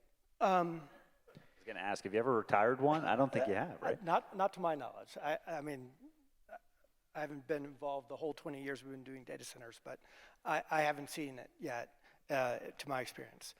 I think fundamentally, it's important to note that when Microsoft Data Centers makes a decision to invest in a community, this is a hundreds of millions, if not $1 billion investment. This is a long-term commitment to the community that we will be there for the long term. It's not simply about, hey, this is going to be obsolete. We have heard how the demand for digital services is only increasing. You know, Dan had a good stat. The amount of data that we're going to generate and need to store over the next 5 years is twice as much as has been generated over the past 10 years. And as we all incorporate more and more devices in our lives, that is only going to continue to accelerate. What that means is facilities like this are going to need to exist for a long, long, long time. The technology will evolve, but the need for these facilities will not. Microsoft constantly invests in these facilities, whether at the server level, at the system level, or at the building level, because this commitment to the community is driven by a number of different factors. We've talked about several of them, but core among them, access to energy. Wyoming's uniquely positioned there. Access to fiber. Once again, Cheyenne in particular, Wyoming in general, uniquely positioned there. Quality workforce, including IBEW, the electricians here, the operations folks we have here, partnership we have with Laramie Community Colleges. Otherwise, this is a unique place. It's very well suited to support data center operations, not simply now, not simply over the past 15, 20 years, but going ahead decades. So I don't see a time when these facilities will be retired. They will be reborn over and over again. Yeah, and you know, this is essentially a building with power running into it. I think let's not overthink exactly what is going on here. You know, this is not a building with highly, you know, toxic amounts of chemicals and things like that it's handling on a regular basis. This is a building with power running into it. And as long as demand is there, there's an absolute need for these facilities. These facilities aren't going away anytime soon. And yeah, we haven't seen a facility as decommissioned, if you will, is the term I hear a lot. And really what's important too is that companies like Microsoft, but every company, just as an electric utility is trying to plan, right, and forecast demand because we want to get it right. We want to make sure we build the right amount of infrastructure. If we overbuild, then we have a risk of stranded costs. If we underbuild, then we can't get power to people and businesses in a timely manner. Just like that, a data center company is evaluating demand. How do we make sure that we don't overbuild digital infrastructure, but we also don't underbuild it? We got to right-size that. I think there's a lot of fear out there that says we're going to build these buildings and we don't need them in 10 years. That's simply not going to be the case because the real, you know, the big legit companies like Microsoft are right-sizing the demand that they see in the marketplace probably on a daily basis, you know, just to make sure that they are investing their billions of dollars wisely. And we see buildings in Northern Virginia. I think there's a data center in the old America Online headquarters. There's a building in downtown Denver, which is where all the telecom lines used to come in, but now it's fiber lines. That's been repurposed into a data center. We see the old Sears headquarters in Chicago being a data center. There's a LexisNexis warehouse in Ohio becoming a data center. What we see is that data centers are actually giving life back into these old facilities that have significant amounts of infrastructure already into them. So it's just another way that we are seeing how data centers come in and are, you know, building out the infrastructure that we need, doing it with existing resources, but in building out appropriately and utilizing what's there to ensure that we right-size this investment. Thank you both. This question is for Betsey, Jonathan, and Truett. We're going to get you involved here. I'm going to pass my minutes on to Truett. Okay, very good. Thank you. The question is, what type of jobs at these centers are for people here in Cheyenne, Wyoming, to build the centers? People are worried these jobs will be outsourced. Wow, so I've been waiting patiently, I guess. So yeah, I'm part of the electricians union here in town.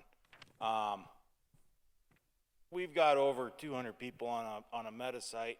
We're starting to man up a Microsoft site. They're highly skilled, highly professional people coming.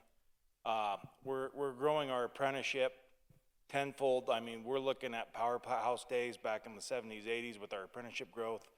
I think this will be the largest class that we've put forth in a long time. You know, with Cheyenne, we've always seen the booms with the growth, with the missile silos back in the 50s, 60s, turn that into the power plant days in the late 70s, 80s, and now we're into the technology boom that we're seeing today. And it is just, it's mind-boggling how fast these are going. The demand for skilled labor on them is just amazing.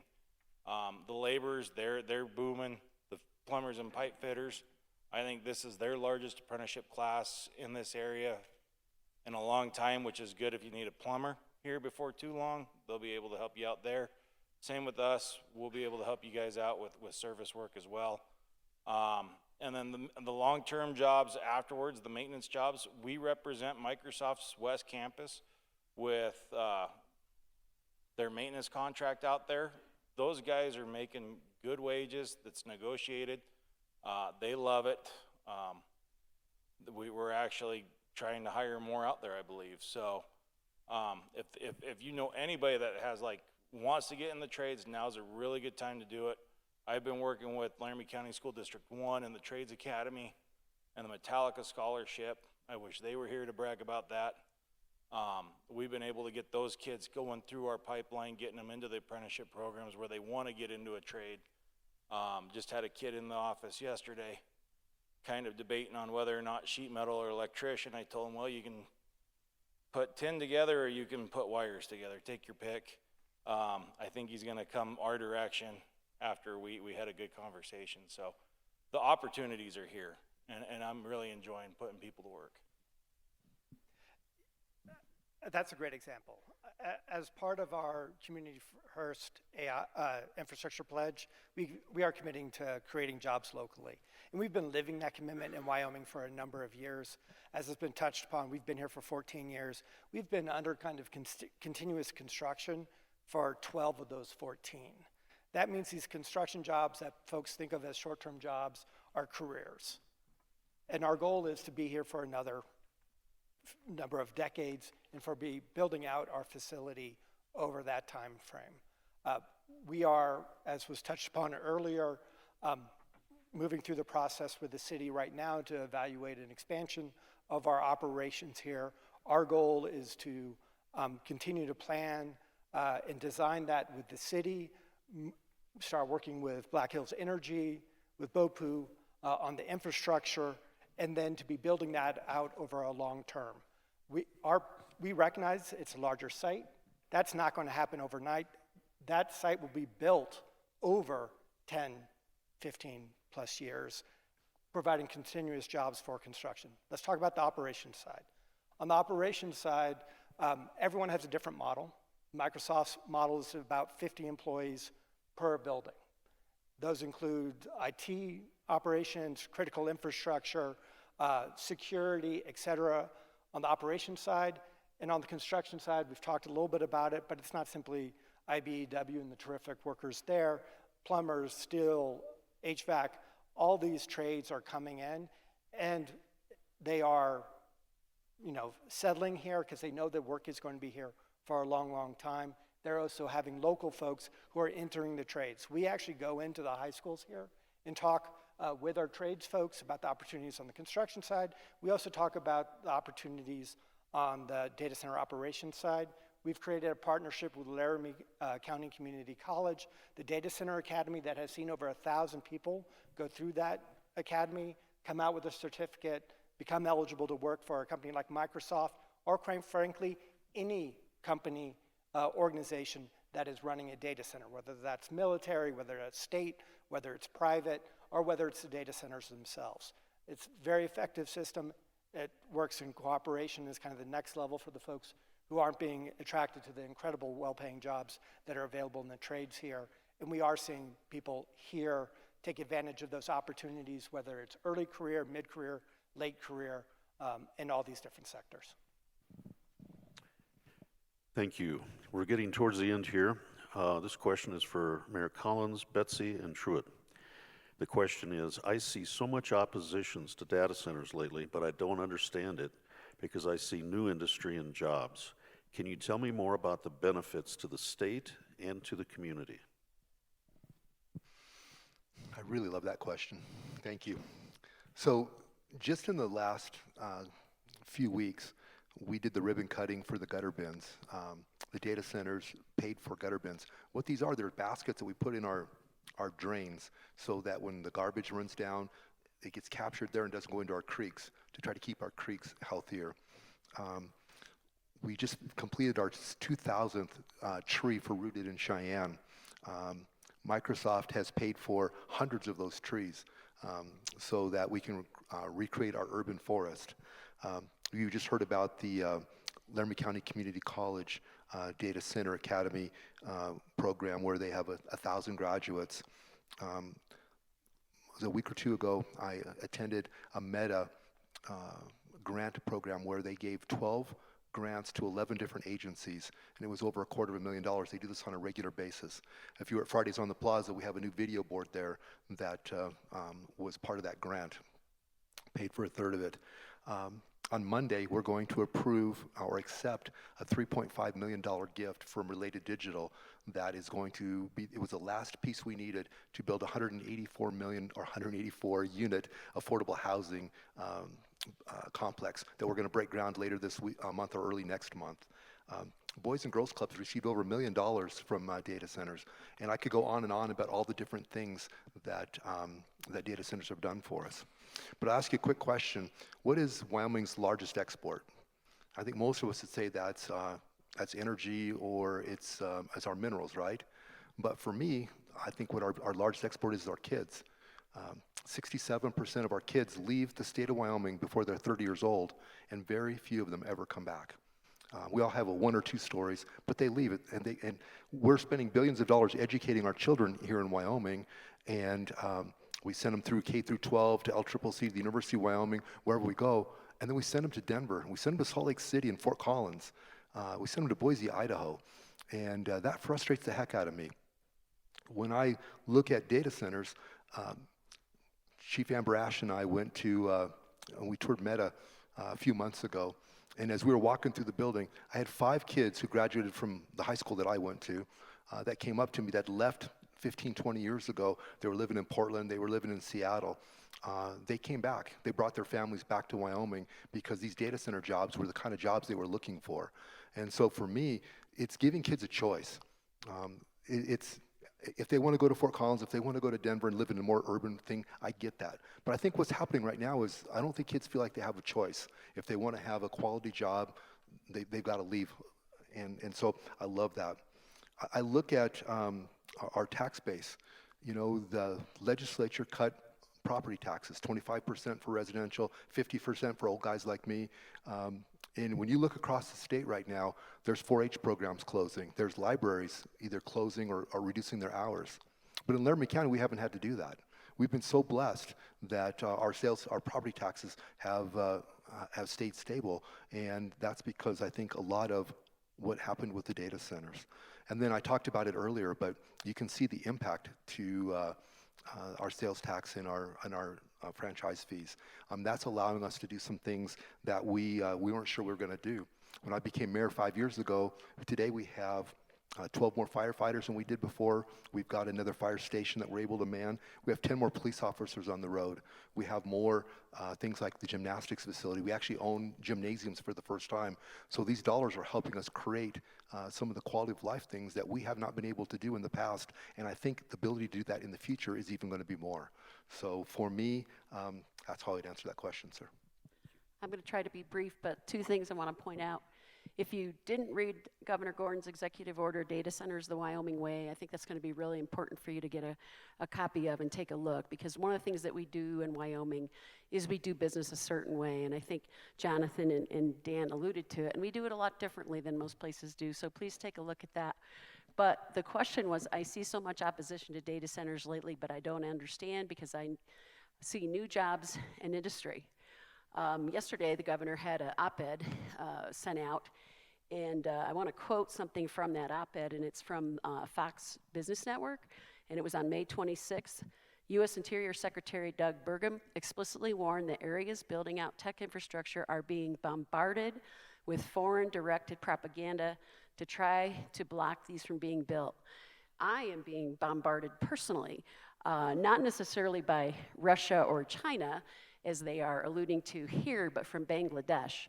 So what I want you to become is a sophisticated and savvy user of social media, of the data center tools that are out there for you to take pictures of your grandkids. I do it. I've probably got 10,000 of my grandkids in the cloud and on my Aura frame, and every day they ship me another one, and there they are, you know. So I probably have more pictures of my grandkids than I ever had of my kids. But in any event, for example, when we saw the large ad in the Wyoming Tribune-Eagle, the full-page ad that said no data centers, no data centers, no data centers, the paid for by was the people of Wyoming, and we have yet to this day found out who that group is and who paid for it, and that was anonymous. So I would just ask you to become consumers of information that ask the question, does this look real? Is there beachfront property in Wyoming? So please, please do that. And the other thing I would say, and Truett's got some great stories, is please remember that data centers are people too.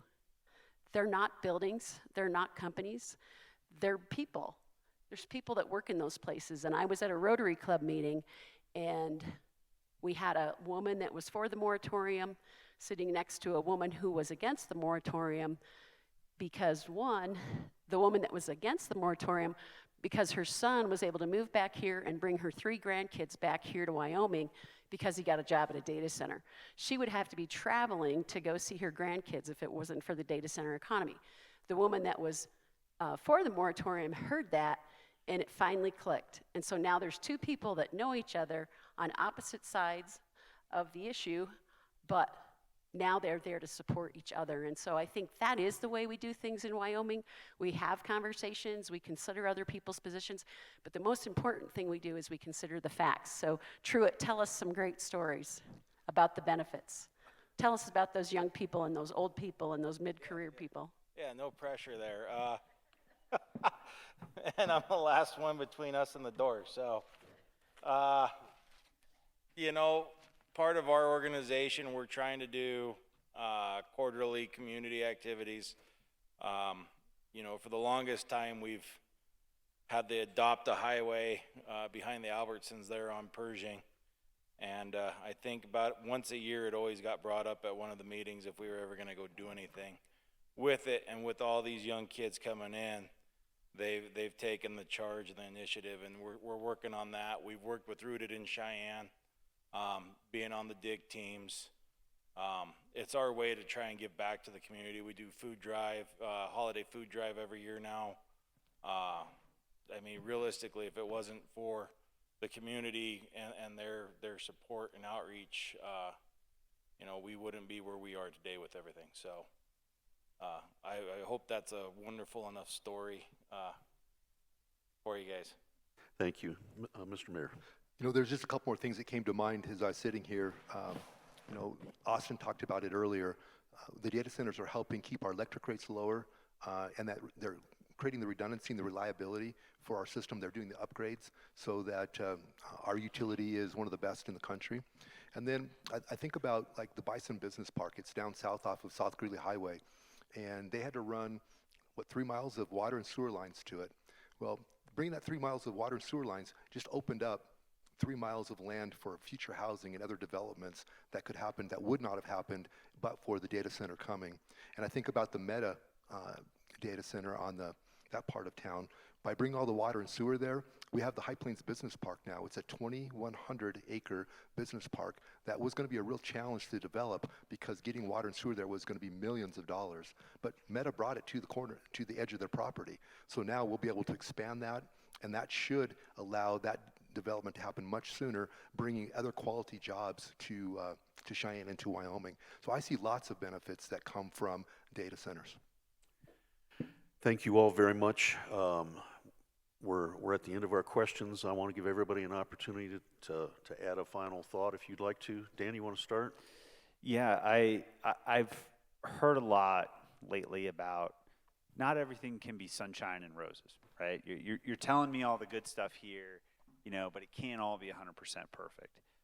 And I think it isn't 100% perfect. We know from the discharge issue, right, that there are and there can be issues with any kind of development. I think what's been very clear up here is that you have commitments from private industry, from utilities, from city officials to do this responsibly and to work through these issues because they happen and they come up.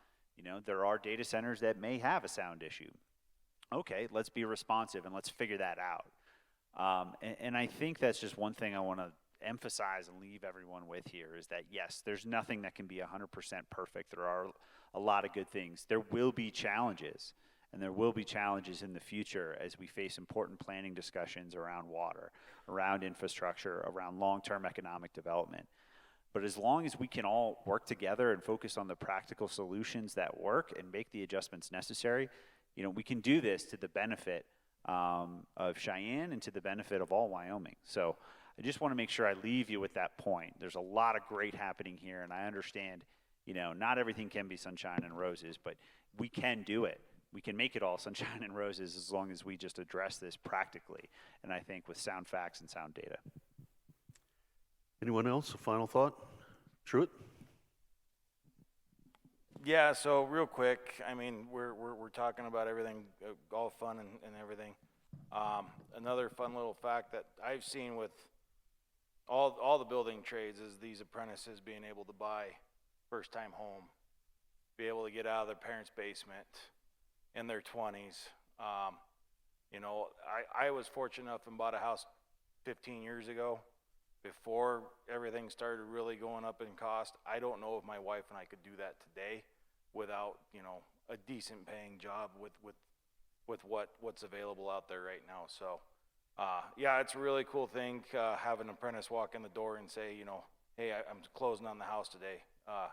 We're gonna have a barbecue in a weekend or two. Come over and say hi. So yeah, that's kind of cool to see that for a while. Thank you. Mayor Collins, do you have something? Yeah, I would like to pay a compliment to the Board of Public Utilities. I was elected, along with Mr. Seagrave, we were both elected to the City Council in November of 2000. And at that time, data centers, or not data centers, the City of Cheyenne used about, 14,500 acre feet of water. And today we use around 12,000. So I just grabbed my phone, I did the quick calculation. That's 650 million gallons of water that we use less today than we did back then. And that puts the Board of Public Utilities in a kind of a tough situation. Since the year 2000, if you think about what does it cost us to run our homes, what things are more expensive, the pipe that they're, you know, we have hundreds of miles of water pipe and sewer pipe, things like that. They have to replace those pipes. And we have a program that we do that every year. But it's gotten so much more expensive. But we're selling so much less water, it's a challenge for them. So the truth is, the Board of Public Utilities needs to sell more water. But they're saying no to people who don't want to use closed-loop systems because it's the right thing to do, and because it's a responsible way for us to use our water. But the truth of the matter is we need to sell another 1,000, 2,000 acre feet of water to give them the resources that they need to continue with the maintenance programs that we have.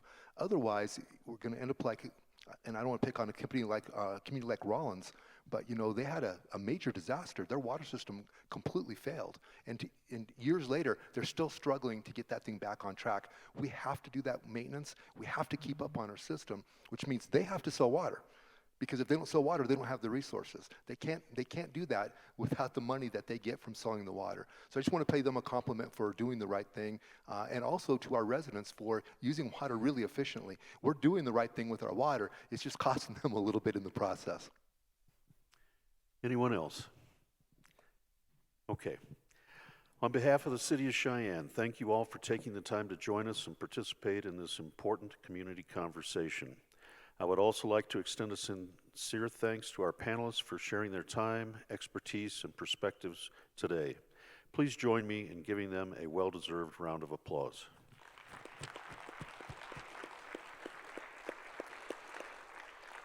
If you would like to learn more about data center development in Cheyenne, additional information and resources are available on the City of Cheyenne's website at cheyenncity.org.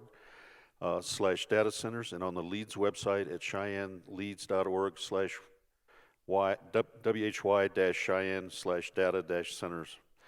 Thank you again for attending. We appreciate it. Have a great evening.